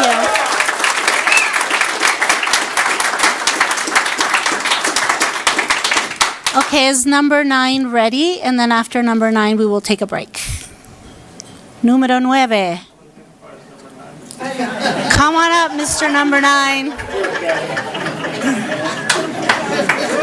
And then after number 9, we will take 5-10 minutes? A 10-minute break. Thank you. Ms. Kramer, I respect your position. I respect the LBG community. I have no hard feelings towards whatever people want to call themselves.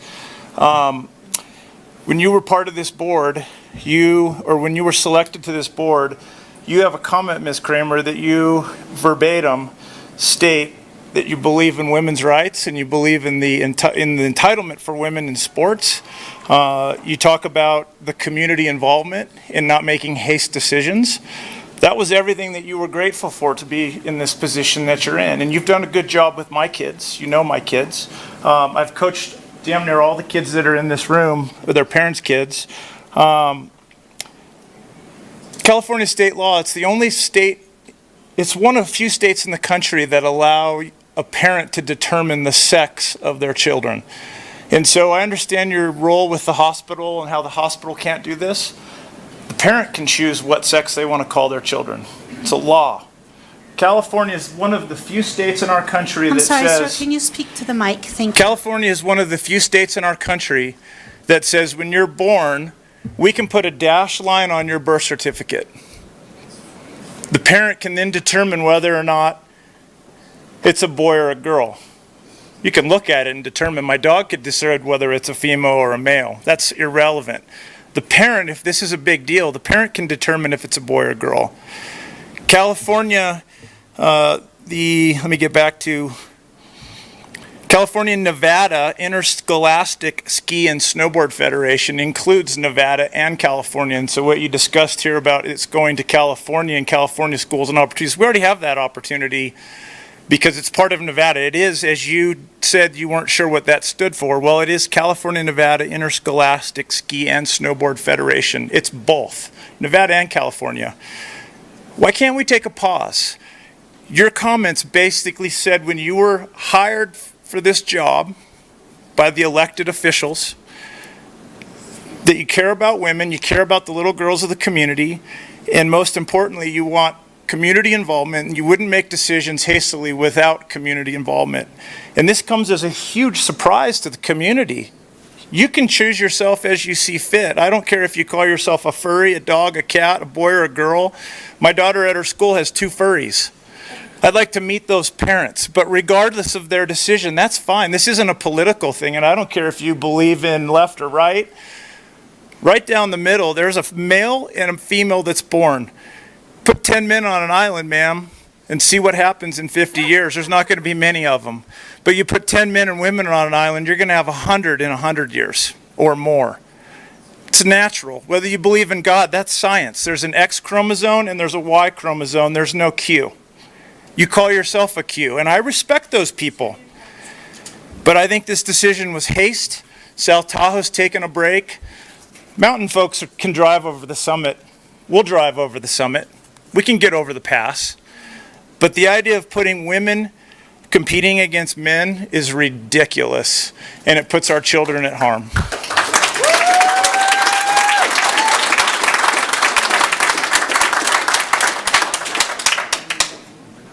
Except for he wasn't actually number 9. So could you please state your name? Kevin Quinn.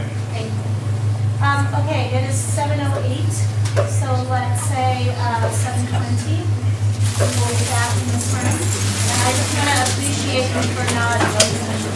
I want to appreciate you for not hooting and hollering so we can keep everything going. Thank you. Congratulations.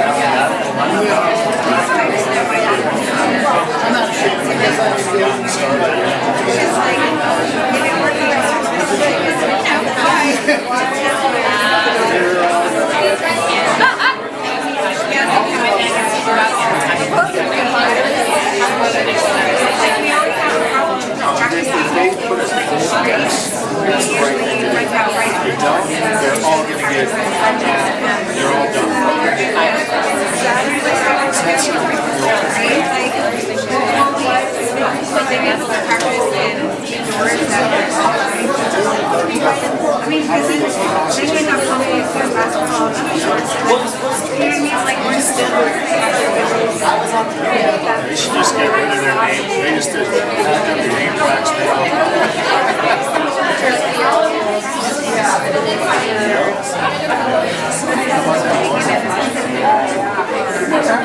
You're shaking. I'm like, dude, you do this for a living because you're nervous.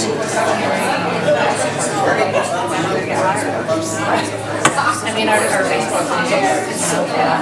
Is that the guy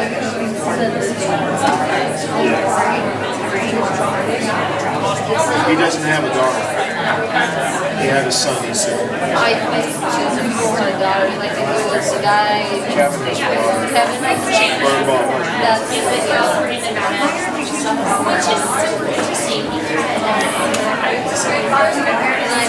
Over there, just sitting staring at it. That was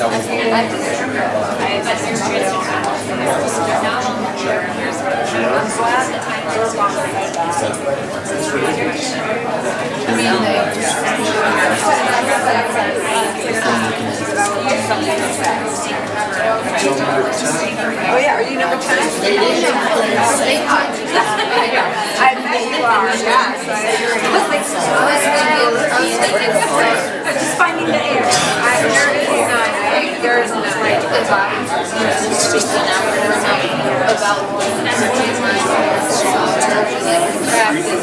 3 months and lost. It's the final champion. I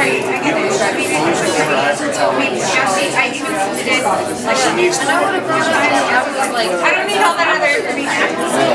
I know, but I know. It's like, oh my God.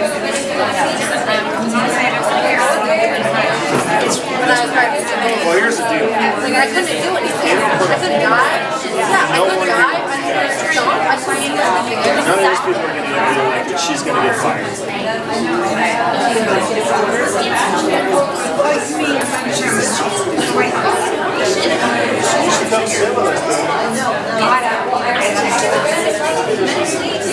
And so,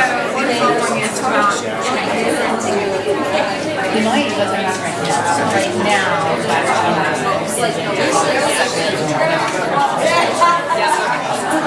They're just jumping ahead. Like Even that, it doesn't matter. No school from down here is coming here.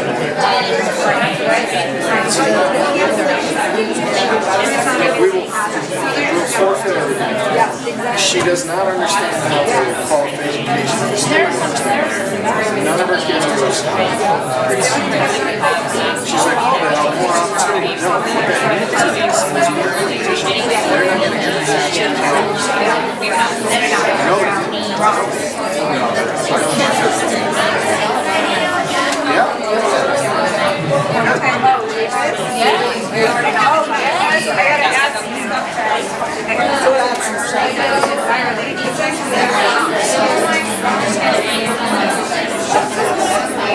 I'd be pretty worried if I was on this board.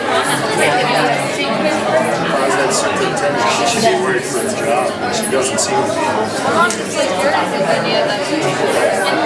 She did not. I can tell you that. There's not a chance. There's not a chance that superintendent gets sports.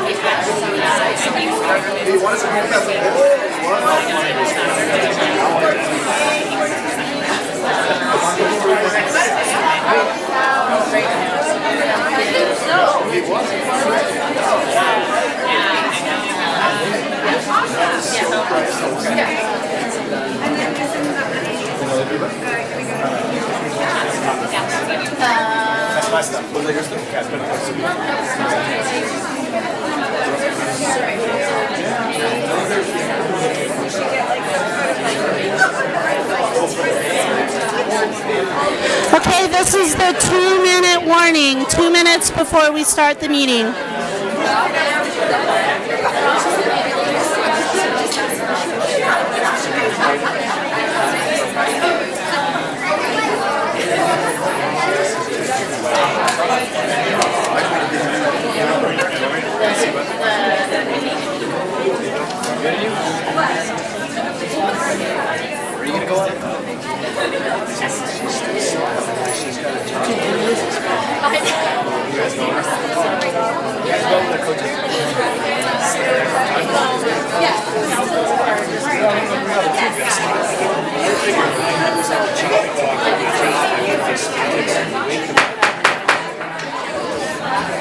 If you'll please take your seats, we're going to start in 30 seconds.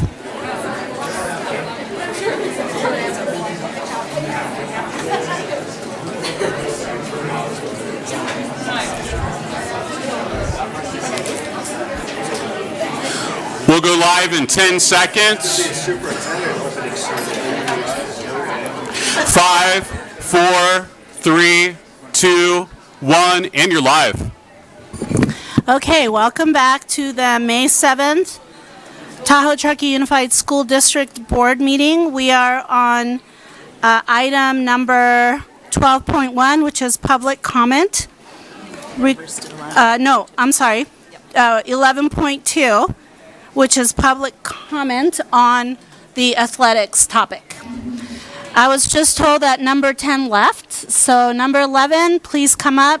12, 13, get ready. Thank you. Hello, everybody. I talk loud, I'm on the mic, so anyway, thank you everybody for giving me an ear. For the record, my name is Amanda Conk. A little bit about myself. I am a Truckee resident. I'm a homeowner. I've raised my children in the Truckee-Tahoe Unified School District. I have an 8th grader that goes to ACMS and a junior at Truckee High School. Professionally, I've spent 20 years of my career working at the Truckee-Donner Recreation and Park Districts in aquatics first and then overseeing the recreation programming. 4 years ago, I took the position as the Recreation and Parks Manager for the North Tahoe PUD. I've taught swimming, I've taught soccer, I've taught basketball, I've taught lacrosse to the youth of our community, both as a professional and as a volunteer. Coincidentally, I also happen to manage the only 4-season turf field in the area, located at North Tahoe Regional Park. In those roles, I've learned of both the positive impact of community-driven youth sports, as well as the public process of local government. I say this to demonstrate that I have the background, I have the expertise, and the investment to present to the board today, and to explain that I understand the challenges we make as public servants to do what we believe is best for the greater good. I am not speaking as a representative of North Tahoe, but rather as an individual. I'm invested through all my touches in youth sports and soccer in particular. I have opinions on transgender athletes in competitive sports, but those opinions don't matter and will not be discussed today. In general, I don't think that transitioning to CIF will be this massive inconvenience for many high school students. I think there's pros, I think there's cons. I understand that. But that's everyone except the soccer players. We all understand how detrimental moving soccer to a December to March season will be. So I'm not going to sit here and elaborate, but let's just say it's going to be catastrophic for the soccer sports in our region. And despite the impact to my children, to all the children sitting in this room, to the 200 people you can't see in the back in the gym over there, I can assure you that my kids, actually, they're going to be okay. My kids have the drive to play sports, and they have the backing in myself, in their parents, in the club to continue to play soccer. Where the real tragedy lays is the kids that don't play club. These student athletes rely on high school season to learn team sport values, such as reliance on others, such as leadership, such as motivation, teamwork. Transitioning to a winter sport in our mountain climate will all but eliminate those options for our youth. So in knowing this and absorbing the information I've received over the past several days, I just have to ask myself and then pose the question, how could TTUSD not have realized this when they made the decision? Maybe the decision was made so hastily that the decision makers didn't even realize how it would impact this soccer community. They Please wrap up. Yeah, they just didn't connect that soccer can't be played in gyms and the sport isn't sustainable in the winter. Or they felt backed in a corner, and in being in that corner, they didn't see the alternative solutions. They thought our hands are tied. We just have no other choice. That's how the FAQs read. That's how your presentation read. And if that's the answer, then I'll just say, I expect more. I expect more. I thought you would too. In conclusion, I want to be very clear to tell the board and the administration that I'm disappointed. We send our children to the school system to teach many things like how to problem solve, things to look at all angles before making decisions, to try to walk in the shoes of the people we are defending or arguing against. And I believe the district was hasty and narrow-minded when they made these decisions, that alternatives or compromises I'm could sorry, have been Amanda, considered, your time is up. and we're not. So, Thank you.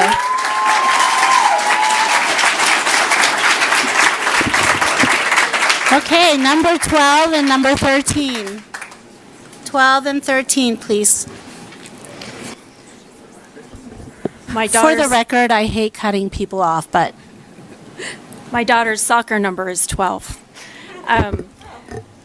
My name is Christina Bergstrand, and I just want to say good evening, board members. As a proud parent of a Truckee High School soccer player and a vocal present at our games, I felt compelled to address the hasty decision made by TTUSD Board to join CIF. I strongly oppose the recent change to our league due to the significant impact on all our student athletes who wish to participate. While I support the CA birth gender privacy law, I believe that moving from the NIAA and joining CIF to uphold the CA law has inadvertently created numerous unlawful and unequal circumstances for the majority of our students under the California Education Code. Instead of navigating one specific legal consideration, the board's action has now generated multiple violations affecting not just one small percentage, but an entire athletic community and our broader community as a whole. In preparing to speak tonight, I did some research, and you can say I went down a huge rabbit hole and discovered several unlawful situations directly resulting from the board's decision to join CIF. I will outline and reference the relevant California codes and explain their impacts on the students. The first one is unequal athletic opportunity, Title V, 922, Equivalent Opportunity and Education Code 230C.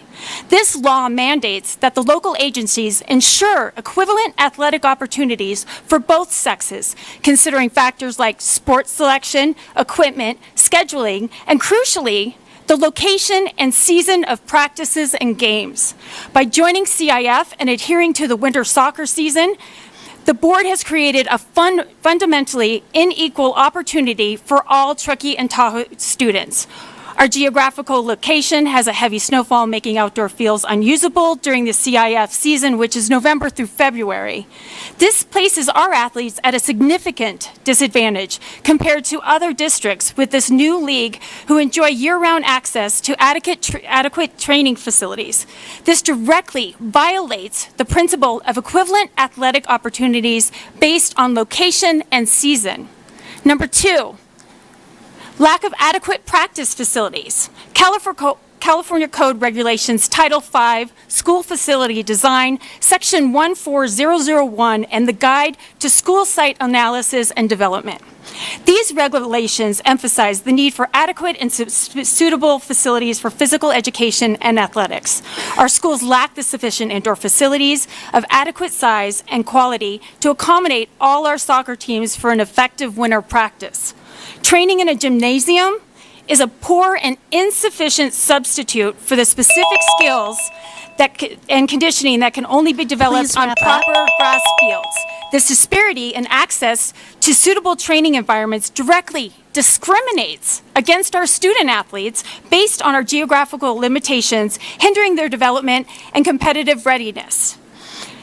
The third one is safety Your time is concerns. up. Thank you very is much. California Education Code 32000, school safety, including school safety plans Your and time emergency is up. Thank you. Number 13. Lastly, the other one, that law that it breaks, is impact on academics and family life, which is probably the most important one. Attendance, including circle. This section. Ma'am, thank you, but you need to stop and let your neighbor go next. Thank you very much. Travel required to reach suitable practice fields and located far from the mountain community. I've emailed you all these laws that I found, these codes that are law in California. So I strongly. Your mic has been shut off. If you could please let your neighbor speak. Change and explore alternative solutions that ensures all our students athletes, despite our location.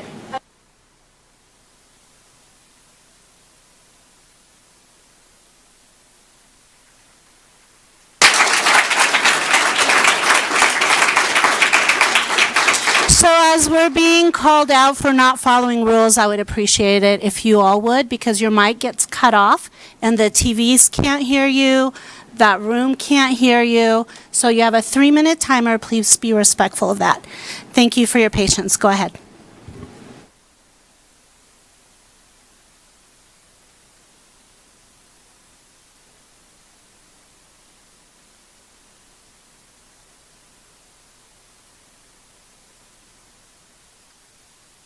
I'm sorry, but the mic isn't working.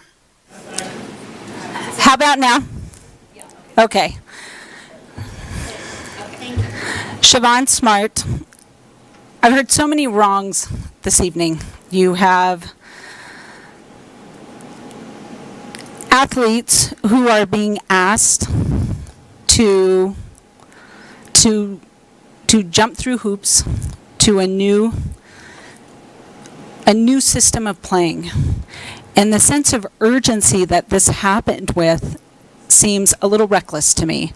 So when you look at South Shore, the rumor is that this board shares the same attorney with the South Shore board. If that is true, I would be super curious as to why that lawyer is telling that board that they can pause, and this board is being told that they can't.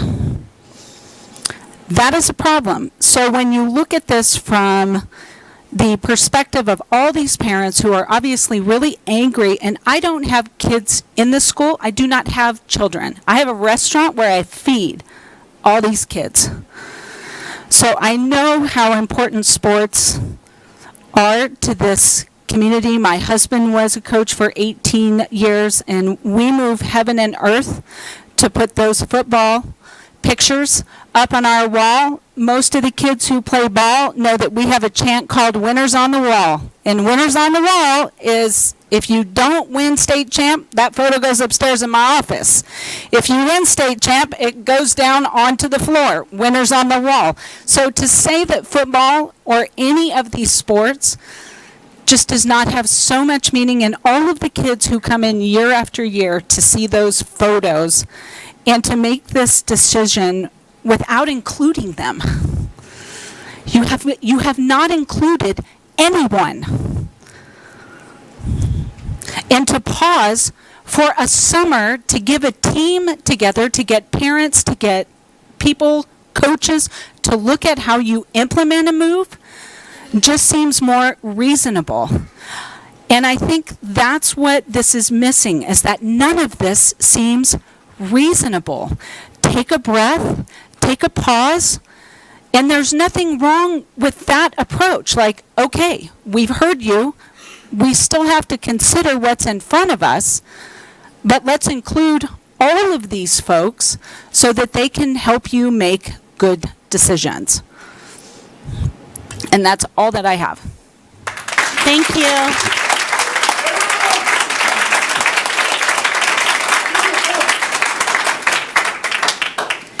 Okay, so for the next number, I'm going to kind of go impromptu. We have 5 gentlemen that are going to share a number, and they will each get 3 minutes, just like everybody else, but they're just being put in the number because they're students, and that makes you special.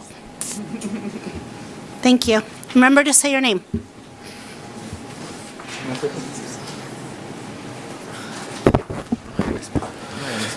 My name is David Diaz. I am the head coach for the Truckee Soccer Boys, and I will be speaking on behalf of the many families that have reached out towards me, the many people that have passed through the community and through the teams that feel attacked. Whether we want to get political or not is another thing. Here as the program representative, we're not here to get political, whether we agree or not. We're just here to state the fact, and the fact is that the field that we cherish, that we so much want as our home field, and that we value as our home field, at the moment does not have the capability of hosting a winter season. And that is a fact. Whether we want to think about the political stuff that we are talking about or not is another thing. Another thing that I feel really irresponsible from the board was the fact that they made the decision without even addressing or giving a heads up to the programs that were mostly affected. In case my soccer season or my soccer program was very much affected by the decision, and I found out literally a few days ago about it.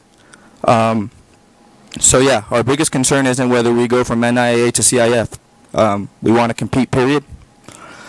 But the fact is that during the winter season, we cannot host a winter season on the field during the conditions that happen in the winter, and our field does not have the capabilities. It's not suited for winter season. So we want to hear answers from the board as well. Yep. Thank you. Go ahead, gentlemen. Good evening, board members. My name is Jaime Virey. I am the assistant varsity coach for Truckee High. To be honest, I really don't know what to say or how to take this this decision. All I know that it's above me, it's above us, but I know that these guys, I've talked to them, I've talked to our whole team.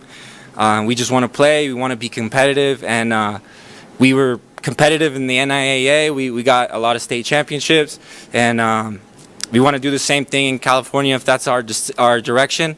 But I just think we should all just stick together and you know, support each other, whether, you know, it is with the CIF or if there's something we can do to stay with the NIAA, which is something that I strongly suggest, just because we have rivalries, like we were saying, 40 years, all that stuff. So I just think we should work together in trying to find a solution for us to try and stay in the NIAA. But if not, take the decision of moving to the CIF with a full heart and just, you know, being positive with it instead of, you know, taking it negatively. So thank you.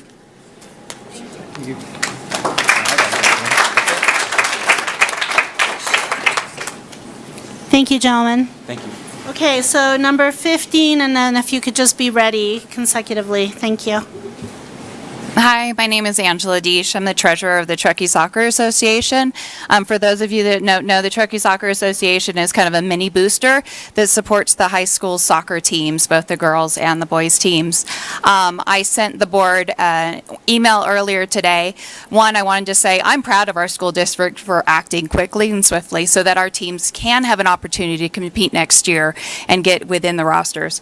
So, because I absolutely do not agree personally with the change in Nevada law, or in the, as some of the attorneys earlier talked about what that means for our students that would be competing in the genital examination. I have a son who graduated from Truckee High School and was a soccer player. I have a daughter who's currently a sophomore at Truckee High School, and I absolutely, positively am revolted by that law and would not want my child to participate. I would like to say, because I am also an attorney, there were some statements made earlier regarding HIPAA violations.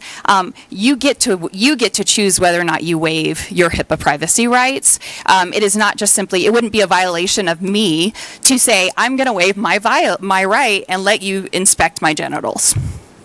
right? So that was a misstatement, and so I think that and I'm only saying that not because I oppose the transition, but because I think that decisions need to be informed decisions, and they need to be made on correct information. So that's the only reason I wanted to share that. Anyways, I sent the board some options that I did some research about being able to cover our existing field. I've shared them with the coaches, with I believe with the athletic director and all the board members. And they are options that would cover our existing soccer field to make it so it would be able to be used year-round. It could also become, a venue for other things because it would now be covered while still being able to be used for track and field. So there are options out there to allow our boys to be able to play even this next season. And I just received, while sitting here, one more email with an additional option, because I reached out to about 7 different companies that do these type of things. They are structures that would both be appropriate for our ground snow load. That particular field is 180 PSF, and so I made sure that the companies were aware of that. So yeah, that's about it. And I also let the board know, if you need, additional assistance with research for options for that, please let me know. I'm happy to help. That's it. Thank you.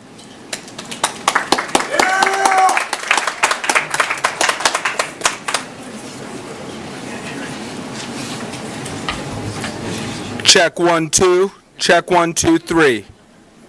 Can you hear me in the other room? My name is Aaron Abraham. My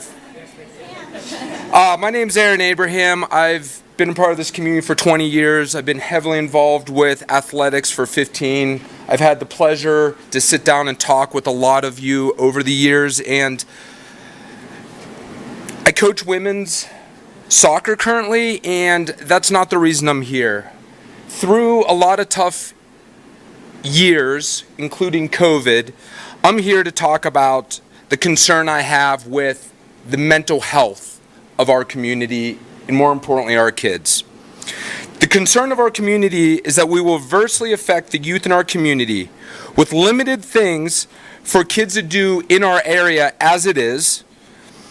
School sports are a galvanizing component, not just for athletes, but for kids who do not participate in athletes to be at a game, to enjoy camaraderie with their friends. The change to California will reduce participation due to longer commutes, unsafe travel in the winter, and shoulder seasons. All things that people have discussed. Sports are a foundation for mental and physical health, keeping kids off their screen time, which is an ongoing issue in our community and in the world, and keeping kids out of trouble, drugs and alcohol. Some sports that move to winter may cease to exist like others suggest, such as soccer.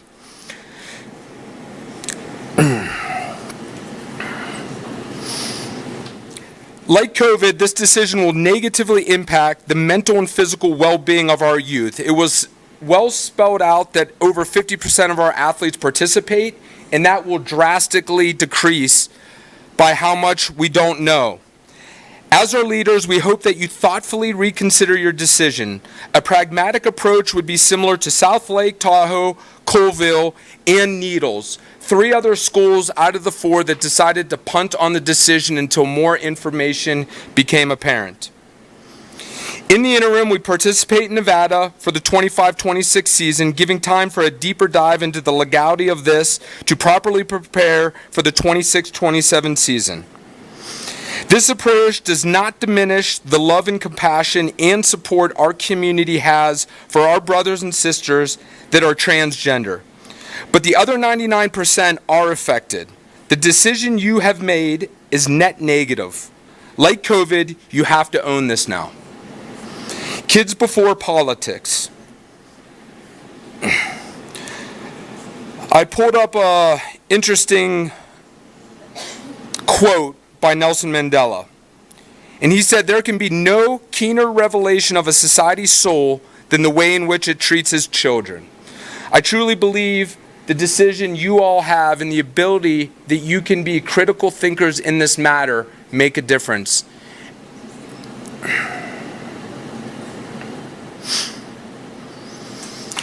As we go through this, I still got time, right? Oh, I don't. No, All right. thank you for wrapping it up. Yeah, on that note, I just appreciate everyone's time. I think it's important as a community we focus on the things that unite us and the things that keep us together and make us a special community. So thank you. Thank you.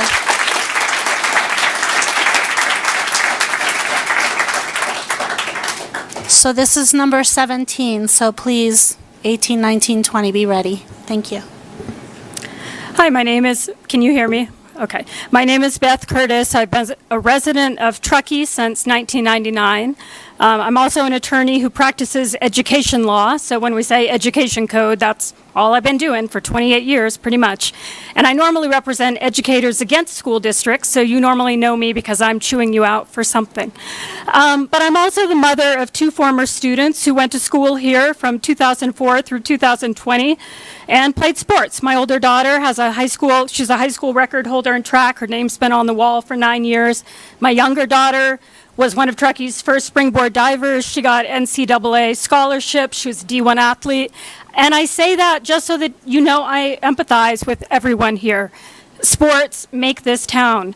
But at the same time, I actually believe the district is making the right decision, because if you don't make this decision, you could be fined by the California Department of Education. You could be sued. And I just want everyone to stop for a minute and think that perhaps the district is actually trying to protect sports and protect your kids so that they can still play sports and still have the funding.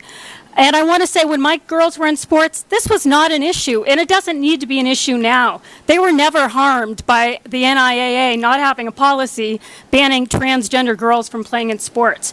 So if you want to get mad at someone, get mad at the people that are making it an issue when it doesn't need to be. Your girls are not in danger from something that is a very rare situation that at least never came up in the 16 years my girls were in sports here. So ask, why are we having to raise it now, and put your anger that way. But whether you agree with me or not, you don't have to agree with me. But if you don't, just understand this district has to follow the law the way it is right now. And if they don't, there could be severe penalties. And I think the rumor is true that someone brought up earlier that the same law firm represents South Tahoe in this district. And am I done? I can tell you, I think it's pretty unlikely that those lawyers told South Tahoe, go ahead, don't worry, you're fine. I'm guessing they told South Tahoe, you're sitting ducks if somebody sues you, and South Tahoe decided to do it anyways. And knowing the advice they normally give, because I talk to them almost every day, I really doubt they said, just go ahead, don't worry. I've heard a lot of laws thrown around. I've heard a lot of laws thrown around inaccurately. And I'm just saying it's not as simple as it seems, and it's not a choice. And while I don't often agree with the district's lawyers, unfortunately I do here. And I hope that, part of what sports are supposed to teach is tolerance, understanding, and I hope that the anger over this doesn't get sent towards transgender students, a group that's under attack and pressure all the time. So, thank you. Thank you. Is number 18 here and ready? Oh, sorry, I didn't see this coming. These are students, so she didn't know if you wanted to move them. Yes. We do have some students that are at the bottom of the public comment list. We're going to move them to now since it's AP season. Yep. So is number 18 ready, though?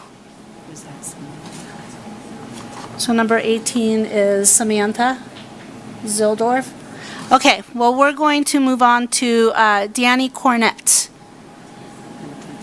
Number 27, Danny Cornett, student. Okay, he's going to go get him. We're going to, is Hayden also a student? Okay. Great.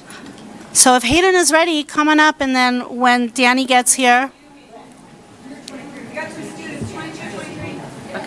Okay, thank you for that.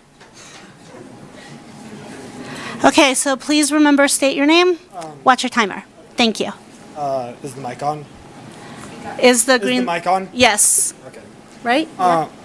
No. Green light. Try hitting the button again, down, yeah. Try it again. Is it on? Yeah. Okay. Let's go ahead and restart the timer, please, and then just leave the mic on, whoever speaks. Just leave it on, please. I'm Hayden Featherstone. I compete in track and field at Truckee High School, and I also hold the pole vault record. I'm not here to speak on behalf of all athletes at Truckee High School, but I feel most of us feel pretty similarly about this. The competitiveness in California is way higher than it is in Nevada. For example, for a boy to compete in the 100 meters, he has to run at least a 10.4. Our fastest runner at our school and our school record holder runs an 11.0. That is not comparable to what most athletes in California are running. Along with our football team has over 30 wins in Nevada for the state championship, and we don't have as high of a chance in California for this, and it causes our legacy at our school and for our athletics to go down. Our soccer teams are also known to be very high in our athletic standings, and pushing them to winter will ruin their chances of being able to compete at their highest level as athletes, and ruin their chances to be better athletes and possibly compete in college. And also, by moving to CIF, it hides us under another California school that's just average. If we compete in NIAA, we are more likely to get recognized because we are pushing more towards athletic championships in most sports in NIAA, making us recognized by the NCAA in colleges. By moving to CIF, we just get covered up by the super significant athletic schools that just dominate most of the U.S.'s top athletes, because it's LA and San Francisco areas get to compete year-round. So by doing this, we are hurting the chances of athletes, especially athletes that are on teams that aren't individual, like track or swim, from being recognized by colleges, even though there's more college recruits. Along with this, in the CIF, in track and field in particular, there is no divisions. It is just one state championship. This is our last year and only chance for the boys to win state for track and field. And along with that, we will not be able to compete with the other schools in the CIF, nor women's or men's, because you have to meet a certain standard amongst all the schools in California. So along with this, there's over 9,000 schools in California. This is not fair to our athletes that have proven to have a legacy within Nevada sports, and ultimately it will ruin our reputation as a school that has been held so high for over 40 years. Thank you. Thank you.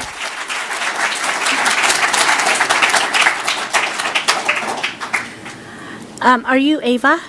I'm Danny. Danny, okay, thank you. I'm sorry?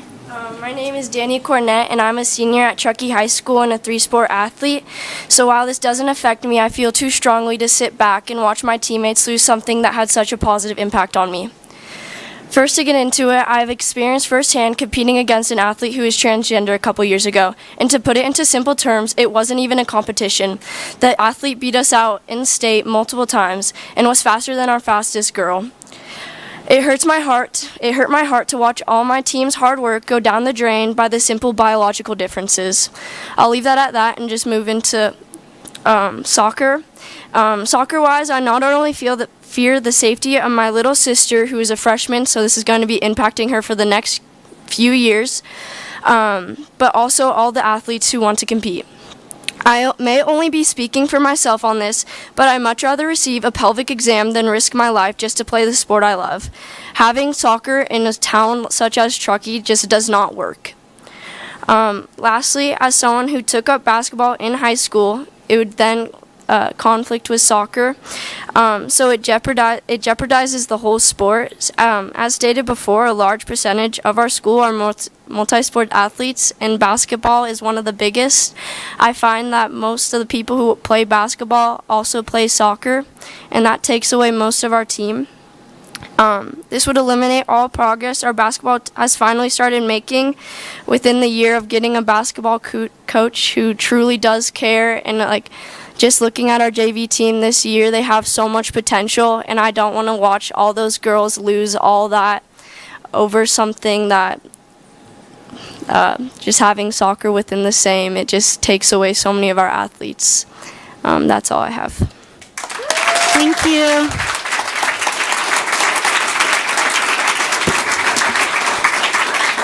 Is Ava ready? Are you Ava? Okay, I'm going to just call out the students that I have on this list. Even if you're out of order, go ahead and speak next. The adults can follow you. So we have Ava right now, and then I believe I have Jeff and Olive. And then if there are other students that would like to speak, even if you're not signed up, this is your chance. So please step up. Okay, thank you. Go ahead. Okay. My name is Ava Cockrum, and I am a current athlete of Truckee High School on the Truckee track and field team. I am here to speak about something that affects athletes like me. To all of us that care about fairness, effort, and integrity at sports, I think that men should not be allowed to compete with women, and by switching from the NIAA to the CIF, you are now allowing a biological man to compete against women. Men generally have more muscle mass, high bone density, and greater lung capacity that gives them greater advantages physically in sports, and I think that is really unfair to watch all of our hard work as women to go down the drain. I do not have anything against trans people or anything like that, but I think this is a violation against our privacy and us as women competing in sports, and that's all I have. Thank you. So Jeff, is it Rigel? Oh, he's a parent. Oh, I'm sorry. It was singled out as student. Sorry. Okay, Olive Wilson, are you a student and are you present? Oh, we have another student. Yeah. Okay, please state your name, okay? I'm Mackenzie Zilsdorf. Thank you. And I am a Truckee high school athlete. I compete in soccer, track, and basketball. And I think it isn't fair for women to compete with men, or men to compete with women. And it's even more bad if a woman has to go into a locker room with a man and change with them. And there's two genders, a man and a woman. And I think it's unfair that we had to take a dangerous drive to risk our lives over the summit when there's snow, all because of a privacy rule. This is wrong. Thank you.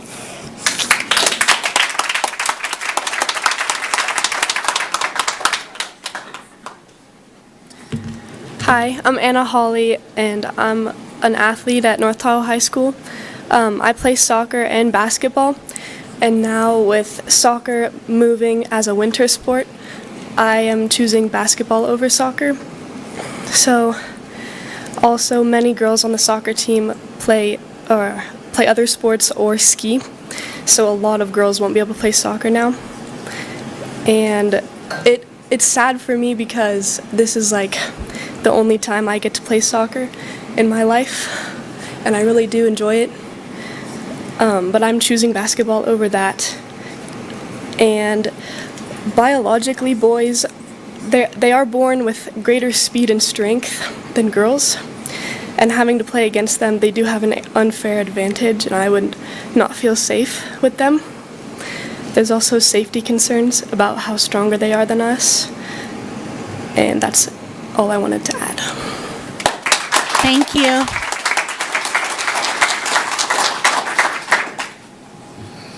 Hi, my name's Olive. I'm a student and an athlete at North Tahoe School, and I just wanted to talk about my perspective.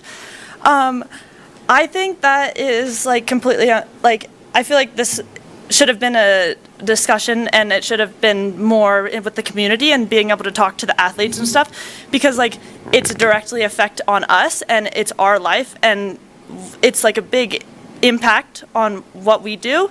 And for me, I ski race and I play soccer. I ski race competitively too, not just for the high school team.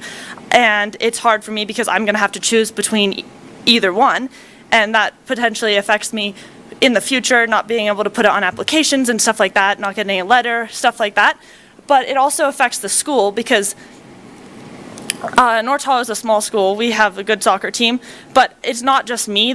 I know at least 6 or 7 other girls that ski race and do the same thing I do, and that will destroy our soccer team. So it's just hard because it impacts the whole school, and a majority of the soccer, like the whole soccer team. So it's just hard because, yeah, that's it. Just wanted to say my input. Thank you. Hello, my name is Zoe Featherstone, and I am in 8th grade. Next year I'll be starting high school at the Truckee High School, and I believe that this decision is wrong. Last year I played on a AYSO team for 14U soccer. We made it all the way to Foster City. We won the Truckee Cup, and we went farther than that. We went to Foster City. However, during that time, it was practicing during the winter, and we had to practice in the Veterans Hall. We did not do good practice. It was not good use of our time. If we had a better facility, then we would have been able to practice better, and we might have been able to win Foster City and go to LA for the final state championship. It was not practical for us to have to do this. And for me, I love soccer. I want to play in high school. But this decision makes me second guess. I don't think I'm going to be playing high school soccer. I love baseball and I love softball, and I'll probably do softball throughout high school. But I also wanted to do soccer. And I don't think I can do that now that you guys have made this decision. That's all. Thank you. Thank you.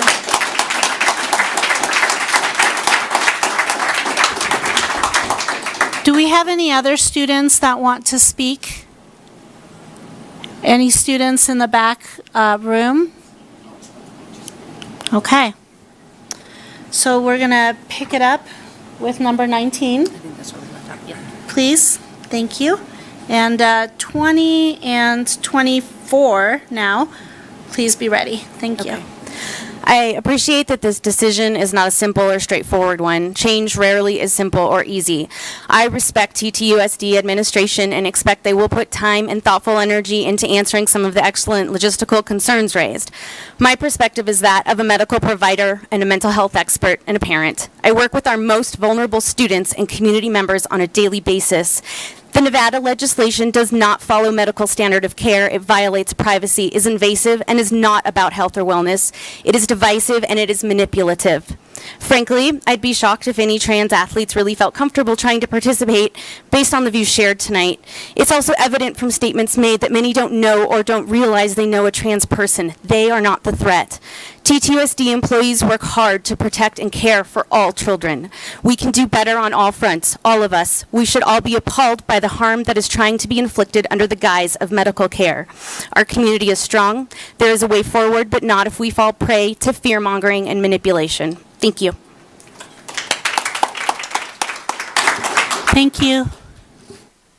Hi, my name is Ryan Jensen. It's always humbling to follow the students because we have to remember that that's why we're here, right? We care about the students, and so it's hard to figure out what to say after the students. But I have a couple of points that I think some have been said, but I'm going to try to be brief. I applaud the district in protecting the privacy of our students. It is very important, and it is the law of our country. That is in our Constitution. We can have differences of political opinions about various executive orders and various trends that are happening in the law, but what we should be able to agree upon is protecting our students and protecting the privacy of our students. I'm a doctor here in the community, and that's my oath to all of my patients to protect their privacy. I don't pretend to know the answer to this question because it's a very complicated question, and I know you guys are in a difficult situation. I think there's a lot of legal opinions. There's not a legal answer to this, as you can tell, and if you pretend that we're bound to some legal rule, it's actually not, I would say, not true, right? We've had lots of lawyers speak to that. I do want to bring up the soccer program. With my other hat, I'm the president of the Soccer Association, and my two boys play soccer here. I think soccer, I know it's disproportionately affected by the change in seasons, and you've mentioned that, but I want to make sure people know what a percentage of the community plays soccer.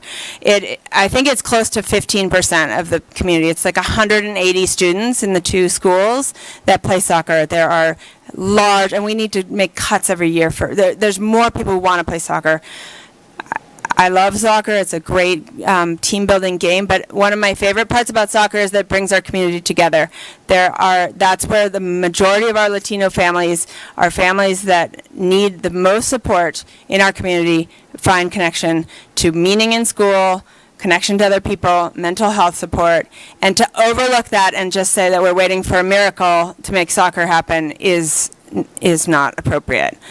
I agree that I expect more from you guys. I expect more from my elected officials to really look at these issues and make a solution to everything. And to have to do it in such haste, I don't understand the haste. Legal processes are slow and you could say we're going to pause for a year, we're going to stick with what our contracts are and make a decision next year if that would be in the best student's interest. So I just want you to consider all of the options and really think about the students and especially the soccer teams that are really, and we got to see some action and some proposals of like real changes real things that are going to make the soccer programs viable. Thank you. Thank you.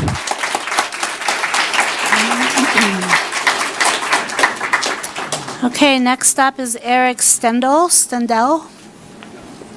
you. Hello. You guys hear me? My name is Eric Stendel. I've lived in the community for 20 years. 2 kids.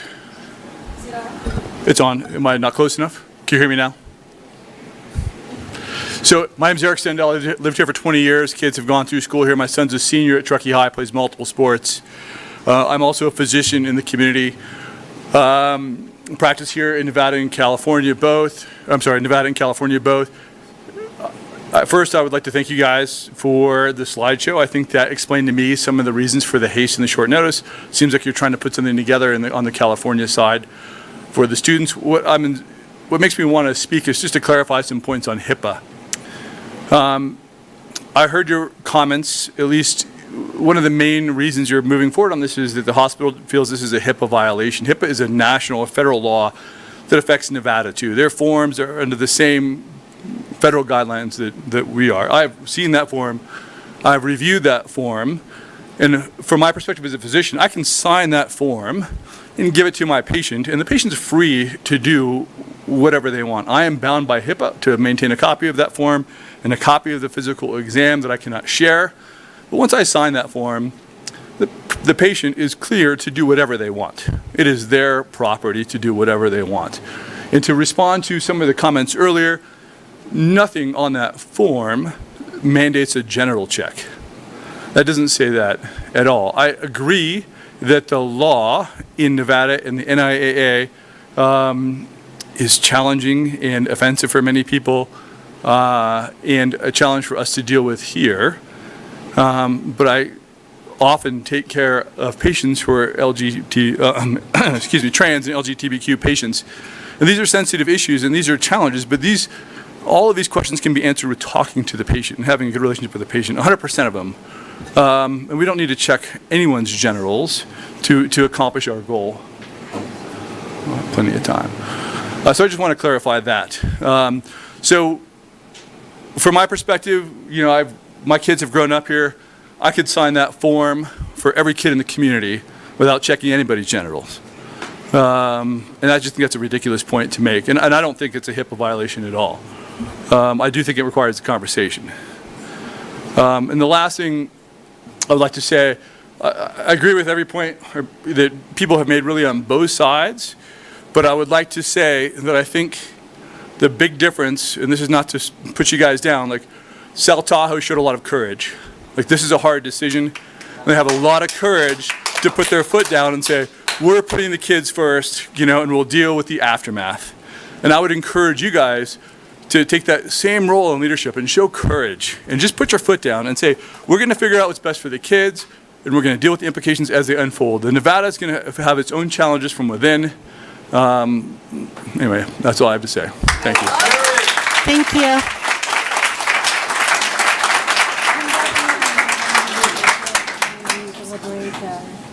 Yeah. Okay, thank you. Okay, thank you. So, one sec, hang on, sorry. Okay, so that was number 24, then we had some students. I only have one name left, and that's Jeff. Yay, you're up. Oh, no, I'm sorry. Go ahead, come on up. Kevin Barkis, if you can be ready after, thank you. And you'll be our last speaker as far as I know. And yes, you were rejected? Yeah, we usually close at 4:30 and we allow until 5:30. 5:30? Okay. Yes, you may. Thank you, Lupita, for clarifying that. Yes, you may, after Mr. Barkis. Okay. Hello to you all. Thank you for your time. I'm Jeff Ridgel. I volunteer as an assistant wrestling coach for the high school. And for the last 14 years, I started out a youth wrestling program in the Truckee area. We started off at the elementary school with Jim Bennett and have built that over the years, elementary to middle school up to the high school level. The point is, it takes years to build up expertise in the sport, the wrestling sport. It's not something that happens overnight. Years of building that to get to the level that this past year, we took 3 kids to state. Not only to state, but we took 3 kids to the podium at state. It's pretty fantastic for a small school like us to do that, take 3 kids to state. And we are just at the pinnacle of that wrestling program after 14 years of building it. There's a strong correlation between the facilities. The last bullet on your chart that you put up was consideration of facilities, winter facilities, and I want you to appreciate what's going to happen with this decision. The soccer team going to the winter time will offset, because of the population of the soccer, will offset the wrestling team out of the field house. The strong correlation is that we went to state this past year because we had everyday practice in the field house. That's why we went there. We had a place to wrestle. For 14 years, we've tried to get space in that field house. That has been a big battle with the rec center of trying to get that space. It continues to be a battle. So your last bullet point is right on. I'm just surprised that you're going forth with this decision without reasoning out the impact that's going to have on the sports. Wrestling will come apart if you take that facility away from us in the wintertime. Okay? Thank you for your time.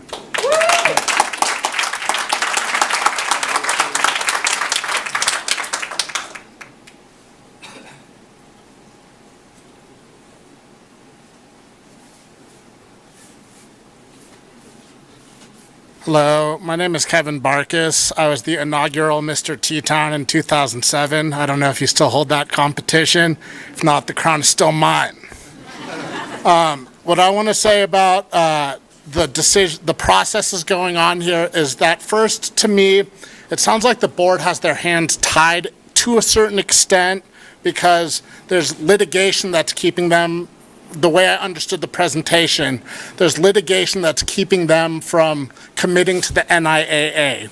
However, as someone who's watched a lot of law TV and believes that there's leniency in the law, I believe that there are ways that one could maneuver around this, basically this waiver, which is holding us back from being in the NIAA. And I think one of those is writing our senators and writing our governors and taking it to the higher level, because I think those are the people that can really have answers to our specific, which is kind of a unique situation, and bring some clarity as to how we can compete in the region that best supports our students, which seems to be a fairly clear kind of like decision that, you know, one side has a slightly better advantage than the other so far as soccer is concerned, so far as wrestling is concerned. I played golf. I heard that if we went to California, back when I played golf, that golf would move from spring to fall or whatever, and that would affect our, back in the day, that would affect our schedule. And I just think that with, you know, enough impetus and effort behind this that we can get our kids the best region they need to be the most successful. and have the best scholastic kind of experience that they can. Thank you so much.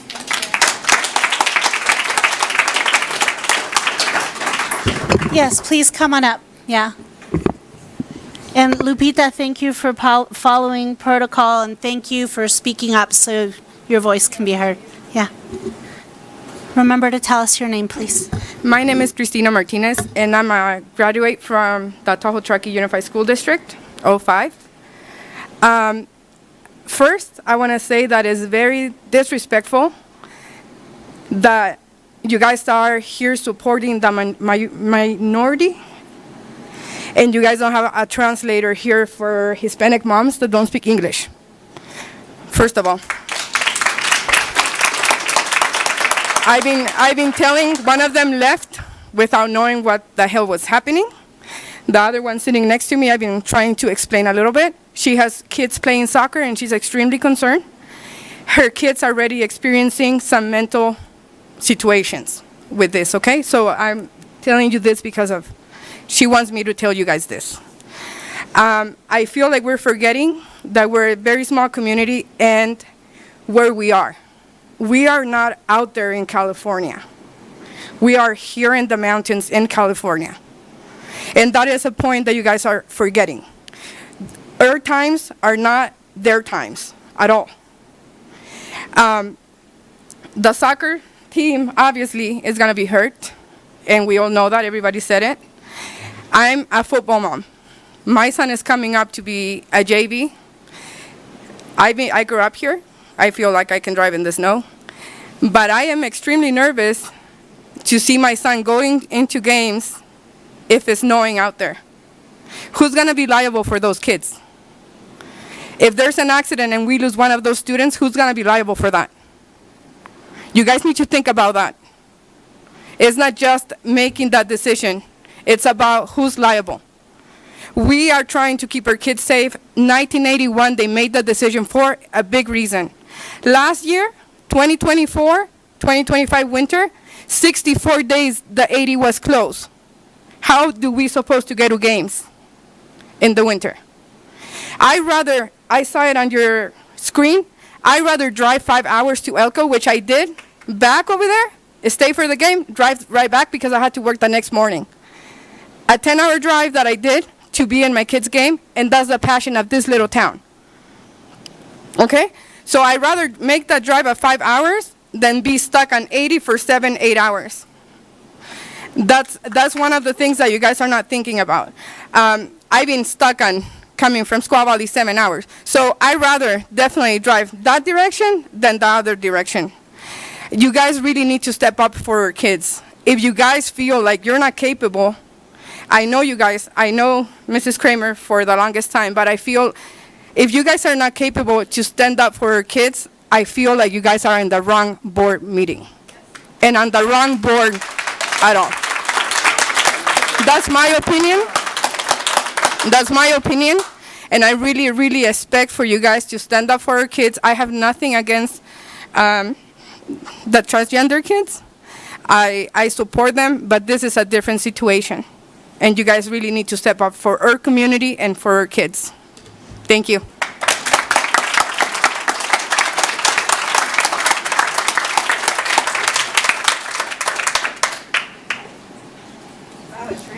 I believe that was our last speaker. Last chance if anyone wants to step up, this is your chance. Okay, so first, we're going to continue and the board is going to be able to discuss and go next steps. But I am so sorry that we do not have a translator here. I'm looking at someone who I was in the bathroom with and I thought she was here to translate, and then I was outside and saw translation staff of the district. I completely assumed, and I am very, very sorry as a person who is running the meeting, I should have double checked, and my sincere apologies. Por favor, señora, discúlpeme. Usted y las otras mamás que se fueron. I'm very, very sorry. Okay. Yeah, that was not good. All right, so at this point, after having heard all of the public comment, thank you, students, for coming and staying this long. Okay, at this point, I think we are going to have a board discussion. If there's a topic that board members in DD High, board members heard that you would like for Superintendent Kramer and/or her staff to research further, this is our opportunity to do that. If we want to discuss some of what we heard, this is our opportunity to do that. So who would like to start? Or would anybody mind if I ask President Driller to go first? Because, yeah, I'll forget. You're on the screen and I will forget. Too funny. Can I just let's officially close public comment? So that it's officially closed. Okay, at this time, public comment is officially closed. Thank you. Okay, go ahead. Thank you. At this point, though, I would really prefer that if we could get Superintendent Kramer. Can we get the noise? Oh, I just want somebody to usher people in the hallway in a quiet way so we can continue, please. Sorry. Can somebody on staff please make sure that's happening? Thank you, Amber. Okay, go ahead, President Driller. Thank you. I would prefer at this point that if we could have Superintendent Kramer do her, have her just as originally thought out, have her discuss the items that were in question or that she could answer right away, and then if we could then go into our board discussion. Are you okay with doing that? President Diller, was there anything in specifically you want to make sure I address? Nothing in terms of at this point right now. I'm sure that what will happen, I'm sure as we go, is that we'll go back and forth a little bit, and so I don't want to have anyone close out their discussion. But no, I think I wrote down just some of the same notes that we had prior to this meeting. There was nothing that was different at this point from me. I think Mr. Jeff Ridgel and wrestling will definitely talk with Truckee High about fieldhouse scheduling and wrestling impact that we didn't have on our concern list, so we'll make sure we add that. Could you maybe clarify for whoever's still here and in the adjacent room, can you confirm about the attorney relationship with the other school district? And can you address the bit you might know about the genital examination, how that would happen or when that would happen? We know that it's not immediate if you fill this out, but just to clarify for our parents. So I know that attorney-client privileges are confidential, so I'd be uncomfortable. We would want Lake Tahoe Unified to be willing to speak out on that. And I did not ask Superintendent Cutler if we could share that information, so I'm not comfortable sharing that. Yeah. And then the second question, about the form. So what we heard from Dr. Evans at Tahoe Forest, when their legal reviewed the form, they chose to direct their doctors not to sign it. I would have to ask Dr. Evans more about that. We, as a school district, HIPAA does not apply to us.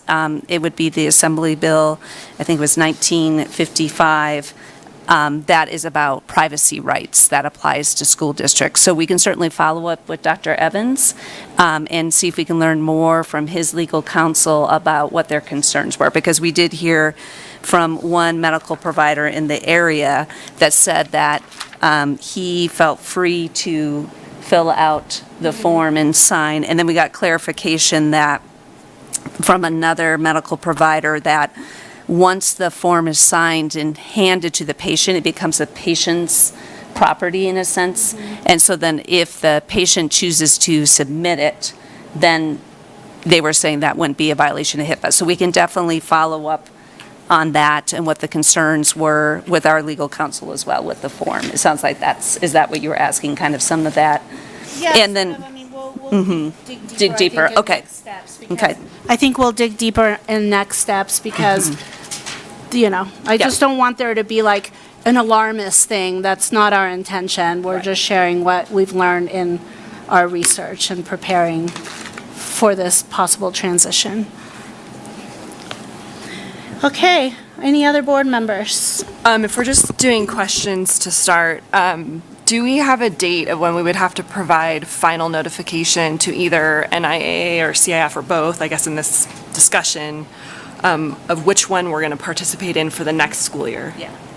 As you can imagine, both interscholastic associations are anxious to know what the plan is because they want to work on scheduling.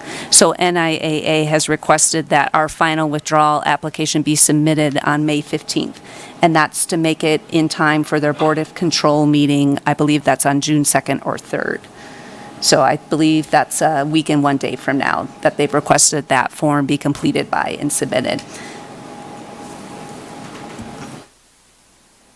And I don't think you know the answer to this, but I will ask this question anyway, just based on a lot of the comments that we've gotten. If hypothetically we were talking about a way to pause this process for a year, because that was a lot of the comments that came up, do we understand what the risk to our athletes could be in that scenario? Is there risk of, for example, during mid-season, somehow they would be told to stop playing or not allowed to play? Or other sort of, risk factors to that we don't totally understand? I don't understand, but I'm just curious if we even know that. We were trying to explore that with legal counsel so we could understand. With participating in NIAA with the discrimination law, that puts us at risk for a lawsuit in that realm. And then the other risk, could our play be stopped? I was trying to, because what we want is undisrupted play seasons. So like a worst case scenario would be if the Attorney General of California put in a civil suit against us, one of the corrective actions, she didn't think they would stop play mid-season. She thinks that the season would finish and then possibly, direction would happen at that. But, those are all hypothetical. So it's really just the vulnerability of the district, exposure to the possible lawsuits, and then I think that answered somewhat. Yeah, I think a lot of the information that we've heard tonight really expresses that there's kind of risks on all sides. So it puts everyone just at a disadvantage, right? We've heard that word over and over and over again tonight about our students that are at a disadvantage. And the whole purpose of us considering this really was to not have that word disadvantage or inequity sort of brought, we want equity, we want to be in compliance, we want to ensure that we have equal play. And I think that's the challenge that we've been handed that we don't want, right? Of having to make this decision, but without the benefit of time.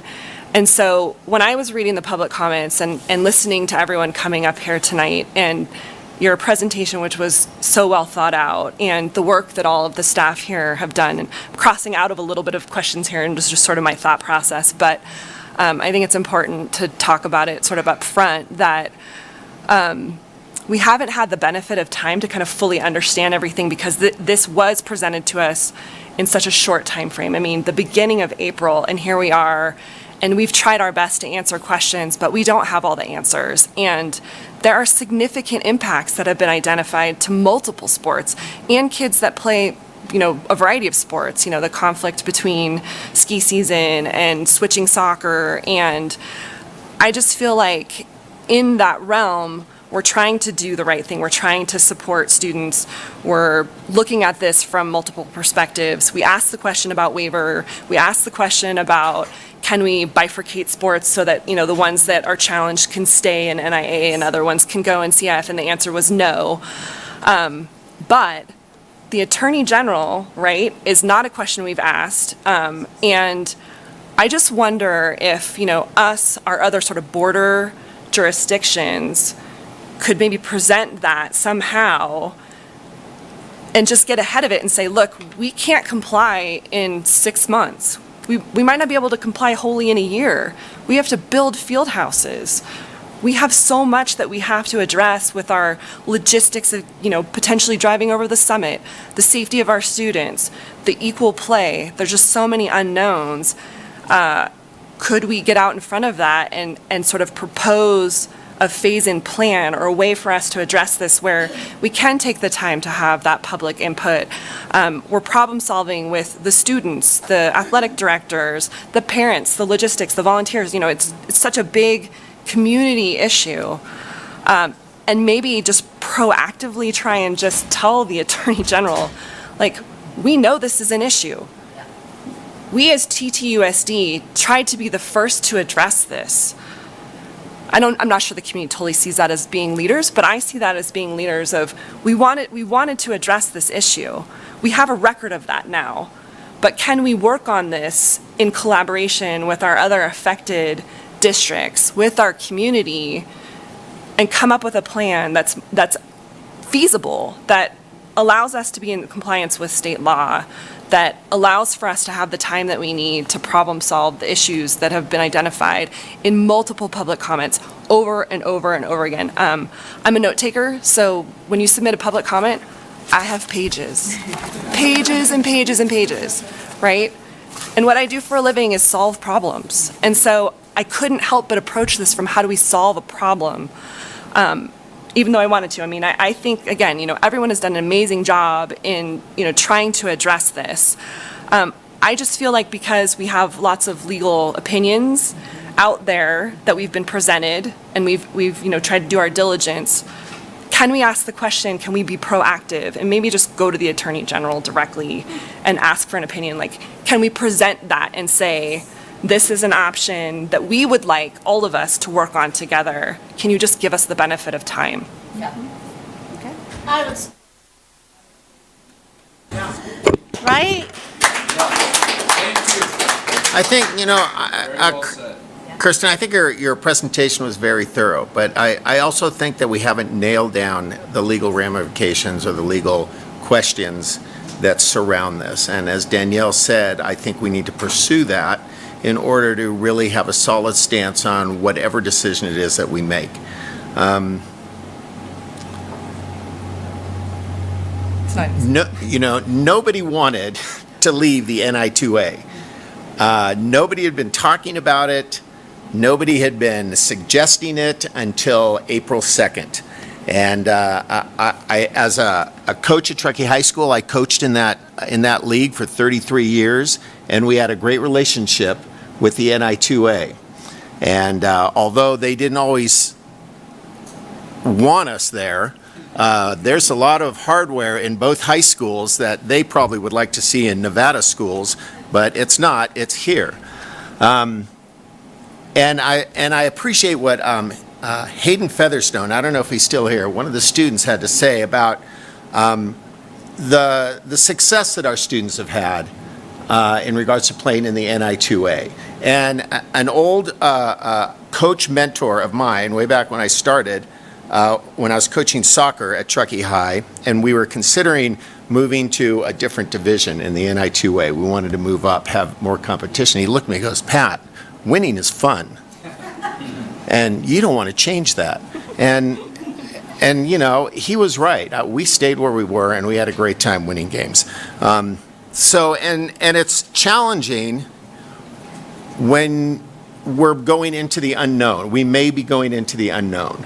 I know that CIF, that you spoke with them, and they said they have a process of placing schools with like schools in a league with like schools.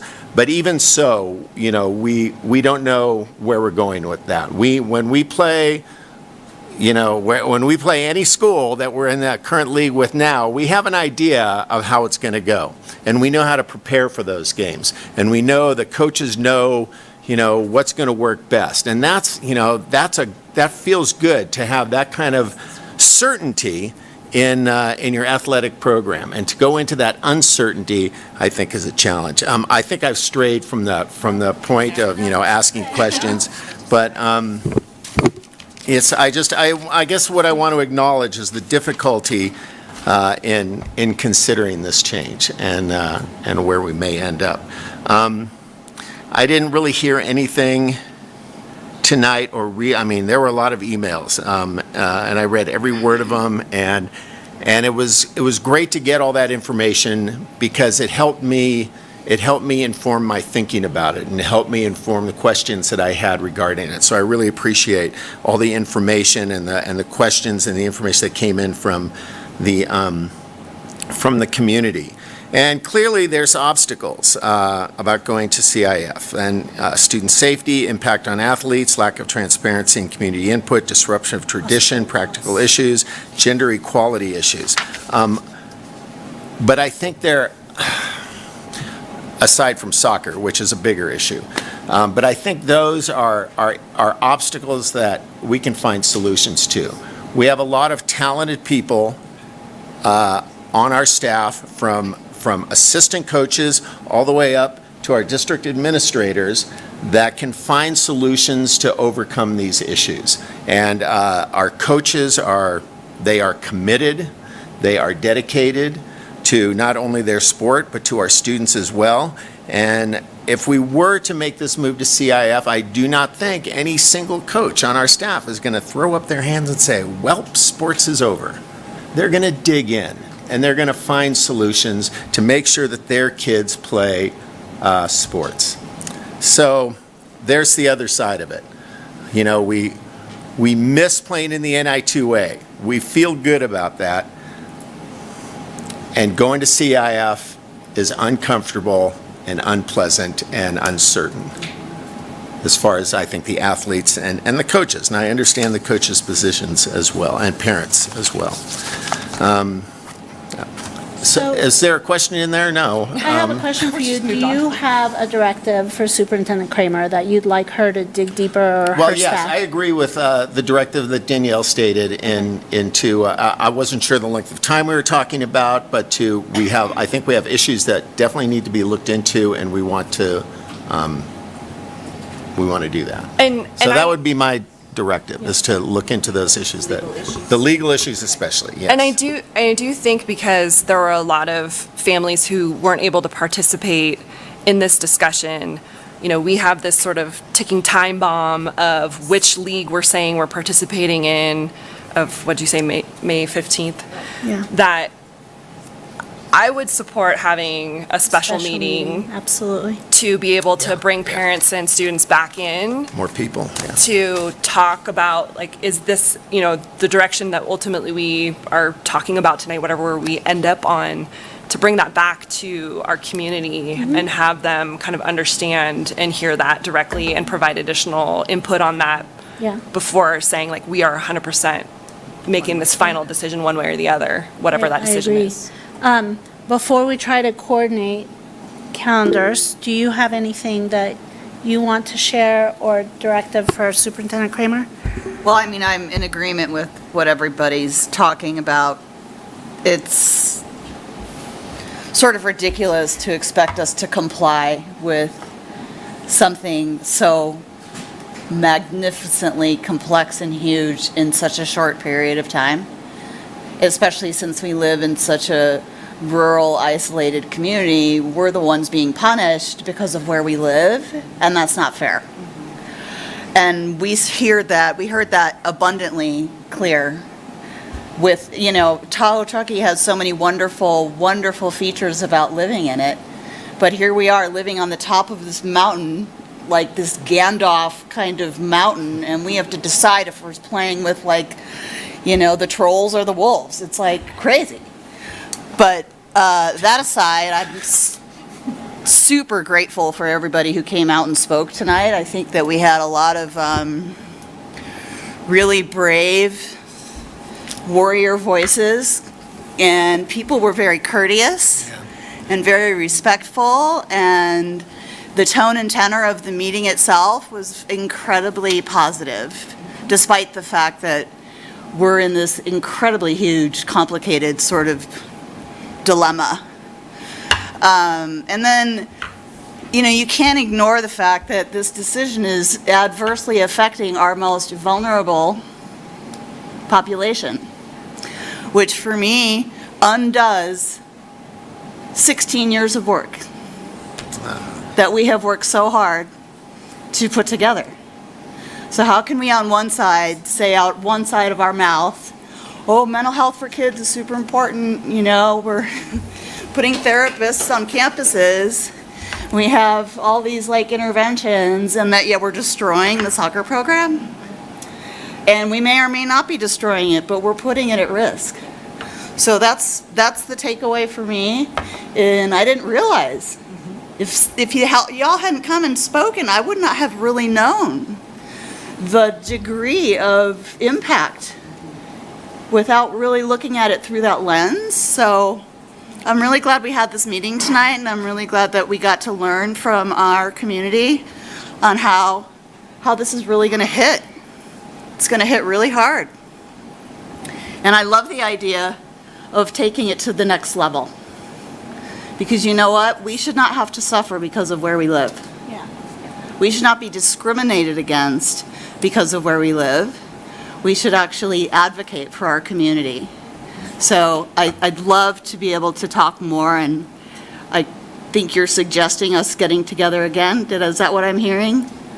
I'm in an echo chamber now because I can't even like hear anything. I feel like that's beneficial because I think, there would have to be consultation with legal counsel about the ramifications of making a decision like that, or whether it's a one-year pause and coming up with a plan or whatever it is, that we don't know sort of the implications of that on the spot right now. And so giving the benefit of that time so our superintendent can look into that. I think you've done an amazing job of bringing this to our attention and finding, immediate solutions. The fact that CIF was like, we wouldn't normally do this, but we're wholly on board. Like, you guys are first to the table. Like, we totally understand where you're coming from. This is a significant challenge. We're in it with you. I support that. I support us being consistent with state law because that's our duty. But this time frame and the parameters given to us, the state of California is notorious for a one-size-fits-all. And we are not a one-size-fits-all. We have never been, and we never will be. And I think that's where the struggle is with our community, of stop putting us in a box and give us the tools we need to be successful. And that's where we want to be. And so I think it would be helpful for the community to have a second shot at hearing sort of a summary of this meeting and coming back with, hey, we think we can take this approach, or here's the, crazy outcomes if we take this approach. Like, community, are we on board with whatever these options are? I just want to share that I want to give credit to where credit's due. So our athletic committee, our administrators, athletic directors, they are the ones really looking at the impacts, helping us aware of this, and doing the research. And Dr. Cohen, they've been huge. So I haven't been alone in researching and all this. I just want to make sure that they get credit. No, thanks for clarifying that. Yeah, definitely a big lift for everybody. Yeah. So President Driller, your opportunity, and then we'll kind of calendar this out because I'm hearing we want to do a next step, a special meeting, and the calendaring is going to be tricky because of our time crunch. But any final thoughts on this agenda item? Thank you. I definitely wanted to just make sure that I did also share the appreciation for the so many people that came out. This was an information only item, and so we as a board were learning all about what was happening. And I think that the fact that we were getting this information with the presentation from Superintendent Kramer, this was all new information, and I think the public comment was extremely important and valuable for all of us to gain it. I am strongly supporting, as I think Danielle mentioned, benefit of time. I'm very concerned that the discussion was made tonight that this was done in a silo and that it was done quickly without any input. And I just needed it to be clear that the decision to follow the law was what was done quickly. As we move forward, this is where I'm feeling that this is where the community plays a part, where our athletic departments come into play, where our students come into play, where this is the next step in the process. And so please be well aware of the fact that this decision that was given to us was a legal decision to start, but then that was nothing was done in a sense that we didn't want everybody to be part of it. So as much as it seems like it was a a awful situation. This is what we needed to do process-wise. And I celebrate the fact that our community is so rock solid with looking at all of the outside thoughts and all of the other potentials. We are not a California normal school. We're not, or a district. We have many things that are so different. And as I go to other board meetings and going to other sites of board discussions, they're like, wow, you guys are so unique. So celebrate who we are tonight. This was a huge, huge meeting. And I think that everybody has given us such valuable information. At this point, I definitely would prefer another wrap up before the May 15th. Deadline of giving us one or the other. I think if we can do a special board meeting on the Wednesday, I unfortunately have that schedule off again because I was going to be gone on the weeks that we're not meeting. So if we do the 14th, which is the Wednesday, I will be virtual again, sadly, but Mom's turning 90, so I have to be there. But I do think we owe it to all of us to give some extra time to this decision. And so I'm a proponent of making, directing staff and Superintendent Kramer to give us another opportunity to reassess on the 14th. I am also just gut feeling. I would love to see one of the things that Danielle said, yeah, go to the Attorney General. But if we can figure out how to slow it down, defer a year or something like that. I definitely don't know if that's going to be an answer, but I think the 14th could be something that we could aim for to come up with a little bit more of a discussion with like some of those winter sport activities. And again, when you have a population of over, what do we say, 65% of our student body and then 50 in Truckee, that's a big part of our culture. And so we definitely need to address that. So thank you. Thank you. And before we do calendaring, the two items I'm hoping you can look into is, and I'm sorry if I've already said this, we get a rural waiver for start times. Could we get a rural waiver for this? Yeah, and I'm in process on that, so that's a good Thank you. And then the other one, and Mr. Rivera's going to love us, is, can we look at what is realistic to build out facilities for soccer? Okay. Think big, then we'll bring it in. Okay, so calendaring so that these lovely people can go home? All right. I mean, unless you want to stay for the rest of the meeting, which you're of course welcome to. So your deadline is May 15th, and you were proposing May 14th, and you would be Zoom, right? Does May 14th work for everyone? I'm available. Oh, right. Okay, you might need to. You have family stuff? Yep. Virtual. So we'll I'm just definitely not going to be in town. Okay. So we just need the three of you to form. Are you going to make it on the 14th? It's the 14th, right? And yes. Okay, so we'll have a quorum. It's a party. And we'll have The 14th. a virtual, and then Kirsten, I'll just make sure I get that to you, and then either you can talk with President Driller or me about any thoughts for prior to that meeting. Okay. And would we hold the regular 5:30 timeframe, or do we want to do Would it you differently so our staff does not have to work late? Can we do that?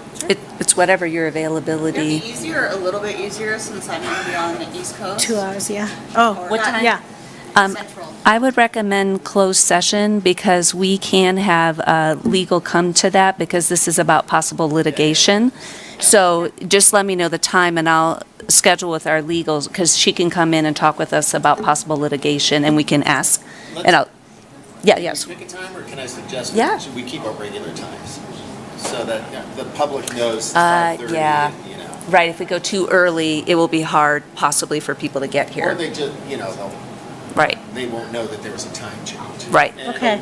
So Okay. 4:30 So, closed session. And 5:30. 5:30 Yeah, public meeting, Yeah. and that is Wednesday, May 14th. Okay. 5:30 in this room. okay. If there's a way to do it, is Monday too early? Because I'm not leaving until Monday or Tuesday morning. Is Monday too early? Does that give you To enough get time to more- research? So, Dee Dee, that is the Teachers Who Make a Difference celebration. However, this is very important, so it would just mean I will miss, which is okay, and our administrators will be down there. So it just depends if you want the administrators to be present for this, which I'm kind of looking at them. If you are down I at think they teachers. should be. Yeah. Can I Do you make an wanna- executive decision? I propose Wednesday, the 14th, 4:30 closed session, 5:30 board meeting. Keep it to a regular calendar. Okay. Thank you, and I'm sorry to override you on this, President Driller, but thank you. No, thank you. Thank you guys so much for tonight. Thank you. Yeah, let's keep it simple. Yeah, right. To Wednesdays. And I'm afraid to ask, but the next item on the agenda is, does anybody have a public comment on anything not on the agenda? All right, seeing no public comment, let's move on. Okay, next item on the agenda is 14.0, donation. And I believe for this item, was it Mrs. Sean Roderick, our Assistant Superintendent of Educational Services? Thank you and good evening, Superintendent Kramer, Clerk Hennessy, Board of Trustees, and community members. The Optimist Club of Truckee has generously donated $2,750 for the Sage Hen Outdoor Education Program.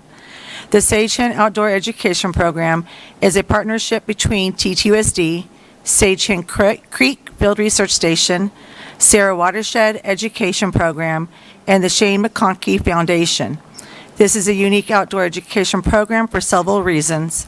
Outdoor educators teach the classes. The program provides local students a standard-based learning environment in their backyard. Students can learn a variety of skills and gain knowledge about many different topics. It is the staff's recommendation that the Board of Trustees accepts this generous donation.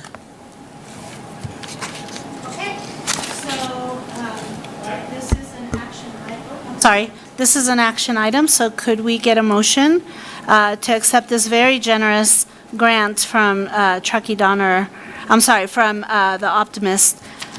Let me just regroup here for a moment. I'm sorry. Okay, could we please get a motion to accept the donation from Optimist Club of Truckee for Sageden Outdoor Education Program, which is a very generous donation, and we are very appreciative of it. I will move to accept this very generous donation. I'll second. All in favor? Aye. Aye. Aye. Aye. Great, thank you very much. Aye. I'm so sorry. I'm so sorry. It's getting late. Yeah. Okay, item 15.0, And for this, we turn also to Mrs. Roderick. Thank you. Truckee Donner Land Trust has generously awarded a $4,000 grant to the Sage Hen Outdoor Education Program. Sage Hen Outdoor Education Program provides engaging environmental science and outdoor education to all fifth grade students in the Tahoe Truckee schools. It aims to instill a greater appreciation of nature, science, and the local environment. An established goal of the environmental education is that students will want to take care of their environment once they have grown to love it. Each class will attend 2 one-day programs in the fall, a one-day snow science program in the winter, and a one-day program in the spring. Locations will be in a natural outdoor setting. Classes are taught by educators from 2 local nonprofits, SWEP and TINS. In 25-26, 2 UC Berkeley researchers will join in teaching lessons during the fall and spring programs. Having researchers as instructors is an important part of the program, and we are excited to have this aspect of the program return. The students are very motivated by research and learn that there are many exciting possibilities for their future if they study science. It is the staff's recommendation that the Board of Trustees accepts this generous grant from the Truckee Donner Land Trust. Great, thank you. Is there a motion to accept this also very generous donation? I will make a motion to accept the grant from the Truckee Donner Land Trust. Second? Great, all in favor? Aye. Aye. Aye. Aye. Aye. Great. Thank you, everyone, and thank you to the Truckee Donner Land Trust. Next is our consent agenda, and we need to approve it. Is there, I'm blanking out. Is there anything Yeah, that staff has nothing that they want to pull. they want to pull? Yep. Okay, great, thank you. Does the board have anything they want pulled from the consent agenda? Okay, can we get a motion, please, to approve it? I'll move to approve the consent agenda. Second? All in favor? Aye. Aye. Aye. Aye. Aye. Great, thank you. And I'm not sure, but I don't believe that we have an association report tonight from CSEA or TTEA. They understood the importance of the athletics public comment, so they asked to be added to the next board meetings, the regular schedule, so we'll see them on May 21st. Okay, great, thank you. And we had pulled item 19 Yep. and 19.12, or just 19.1? Just the presentation. We would like to do the action items 19.2 and 19.3 if we may. Yes, thank Okay. you. Okay. And for that, we turn back to Mrs. Roderick. Thank you. Tonight I'm presenting a first read of the newly proposed North Tahoe High School CTE Music Production course for the 25-26 academic year. This introductory course explores the fundamentals of music technology, offering students the chance to develop essential skills for careers in the music industry. The curriculum progresses through units covering music production, hardware, sequencing and looping, compositional techniques, live sound recording, mixing, mastering, and the music technology business. Students will learn key concepts such as microphone technique, audio recording, song creation, peer collaboration. By engaging with various hardware and software to create and produce diverse audio projects, students gain hands-on experience with state-of-the-art equipment, building a strong foundation in sound engineering, knowledge that encompasses audio basics and the physics of sound. This course is for 9th through 12th grade and is a one-year course. This is a first read for information only. So I just need to. Thank you. Comment, say Sure. info action on that, sorry. I do You look at your. I do apologize. It is a first read, Okay, so sorry. it should be info only. I'm sorry about that. That was our mistake. Okay, and 19.3. Mrs. Roderick? Thank you. Tonight, I'm presenting a first read of the North Tahoe High School CTE Video Editing course for the 25-26 academic year. This introductory year-long course for grades 9 through 12 is designed to teach the foundational aspects of career in the design, visual, and media arts pathway. This pathway includes occupations utilizing visual art, digital media, web-based tools, and materials for communication and expression. This career path has the development of knowledge and skills in visual art concepts and emerging digital process, alongside an understanding of contemporary workplace practices. The competencies empower individuals to create and convey complex concepts in diverse occupations and professions. This is a first read for information only. Okay, I think we are so lucky right? to have these courses included at North Tahoe High School. I know that, I think at Truckee High, they've had video production in some form or another with the TV studio and so on for many years. But when I heard the description, especially the sound production class, I thought, I would like to take that. That sounds really exciting. I know we say that a lot. I'd like to take that class, but I'm excited for those kids over there. I think it's going to be great. Yeah, and we toured one of the classrooms that's starting to, that's going to benefit from this, and they were really knowledgeable kids. You know what I mean? So the fact that we're providing next level, it's very exciting. President Driller, I'm sorry. go No, ahead. I was just saying that I think the whole concept of, media arts and North Tahoe seems to be becoming sort of this magnet for arts in general, because I know when we did the tour, their arts classroom is phenomenal. I mean, art students' dream. Yeah, I mean, so I feel like that's just such a niche that they're creating that's just amazing that, it's just a draw for that school. Yeah. Go ahead, President Driller. I actually was just going to say the same thing, that we have done such a great job with music, and then to have it continue on with this new pathway is phenomenal, and having the media is another great sort of piece to the puzzle. But I definitely applaud I guess I'm not sure who put that all together, but I definitely applaud the creativity for that extra pathway. So I'm very excited about that as well. Yep.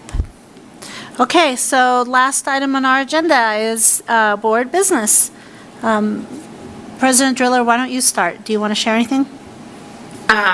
Been in New Zealand for 2 weeks, so I'm leaving tomorrow. So I have had a blast, and it's heading into winter here, so I'm kind of glad to go home. But I definitely have been in conversation with Superintendent Kramer in the last 2 weeks, just in reference to what's been going on. I definitely want to do a quick shout out to the entire team that did all this work, but also to Chris Hennessy for taking the lead on another situation where the timing is just horrific, and I apologize profusely that I'm not there.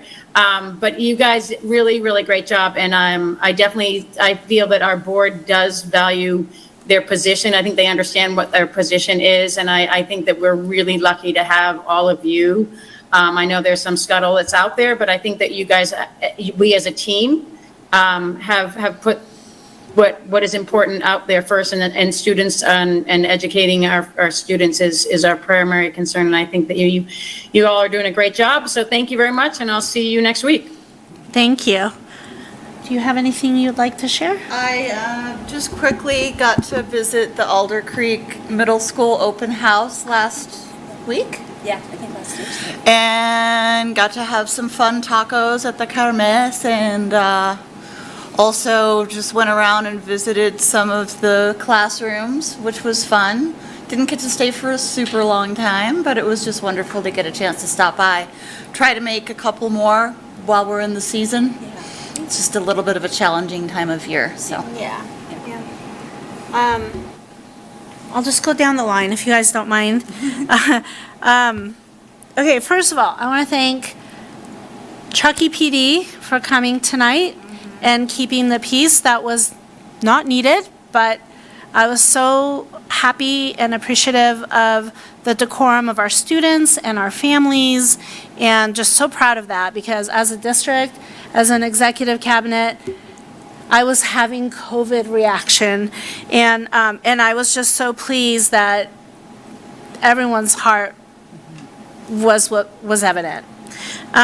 But yes, thank you to Truckee PD, and then thank you to you guys. It is flippin' late. Some of you are driving far, so thank you very much for staying late and hanging in there. I got bossed around by Chad Landine for about 5 minutes the other day. I went to the open house, and I landed in the middle of between, they were having a carnival and starting open house, and he was short, a few set of eyes, so he was like, go here, help me with that. I'm like, okay. So it was really, really fun, but the energy there with the parents and everything was really cool. And I attended the strategic plan update, which I'm going to reflect, and I again have to apologize for the lack of translator here tonight. I swore to ELAC and DLAC that we had their back, and I should have checked tonight. So I'm sorry to that community. Visited Donner Trail. That was a super cool visit. I hadn't been there for a while. They're the mighty, right? Small but mighty, loving, professional. I mean, education first and love first, and I don't know how they do them together, but they're pulling it off. And the last thing I would want to say is thank you to the student speakers tonight. Yeah. Please, sorry. I'll make it quick because I know it's late. Sorry I missed the last board meeting. I had some sort of 24-hour deathbed sentence, so you didn't want me here. And now I somehow have like another cold going on, but it must be the season. So during that time, I went to the trash and show at Palisades and was so impressed by all of our students and the crowd that really felt, this heartfelt feeling from the presentation they did and the artistry of it and all of it. It's just such an amazing event that they put together. And then I also did the Donner Trail tour, which, school near and dear to my heart. So I love the ideas that they have and their use of their tiny spaces. And yeah, small but mighty is definitely who they are. So that was fun. I'll make it quick. The visits to Donner Trail were good, and I was at ACMS, but I was there as a parent on back to school night, and it was great to see, everything that the teachers are doing there. I wanted to, over the last 2 days, I wanted to thank you for the work that you've done. I know that you were busy up to here, and you, every time I asked you a question by phone, you answered. You took the time to get back to me when I know you were buried in writing FAQs and everything else. So I really want to thank you for the work that you did. I want to thank you for the FAQs were clarifying and I think provided a lot of information. Amber, thank you. Was that all your? Oh, okay. Nice. Thank you for doing that. I appreciate that. But I thought those were really, really good. And, you took the time to look at my letters, which, I appreciated that as well. And then the presentation that you made tonight, I think you've worked so hard this week, and I appreciate everything that you've done, and we are so lucky to have you, really. I have seen other superintendents who would not keep their calm and be as friendly and nice as you were tonight, and you really kind of set the tone. Kramer calm. And Kramer calm, exactly. But you set the tone for tonight's meeting, and I think that is one of the main reasons why, as you were saying, people were respectful, and we heard some great comments tonight and some thoughtful things that people had to say. One last thing. So when you were talking about having a translator, you apologize that we didn't have one here tonight. One of the young men in front said. And every night and every meeting. So I don't know if that's something we want to consider, but.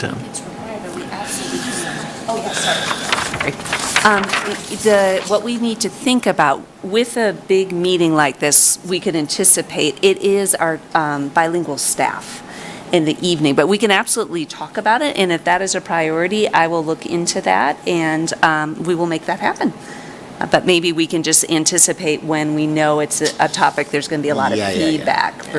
I love the thought about every meeting, but we know often Jane is our public, thankfully, so, yeah. Well, and even if that's not feasible, having like a short summary of what happened at the meeting that's translated could be beneficial too, so at least someone would know, like, oh, I need to go ask the question about this item that I wasn't at the meeting for. Or even doing it beforehand with the agenda, like a summary or something. I don't know if that might help, but it might help with our staff concern of, just, we don't want to overburden our staff in trying to balance, their time. But however we can make information accessible seems like a good choice. Yeah. I'll work on May 14th tomorrow, so we have that available. Okay, great. Thank you. We appreciate that. All right, last call, party people. Meeting adjourned.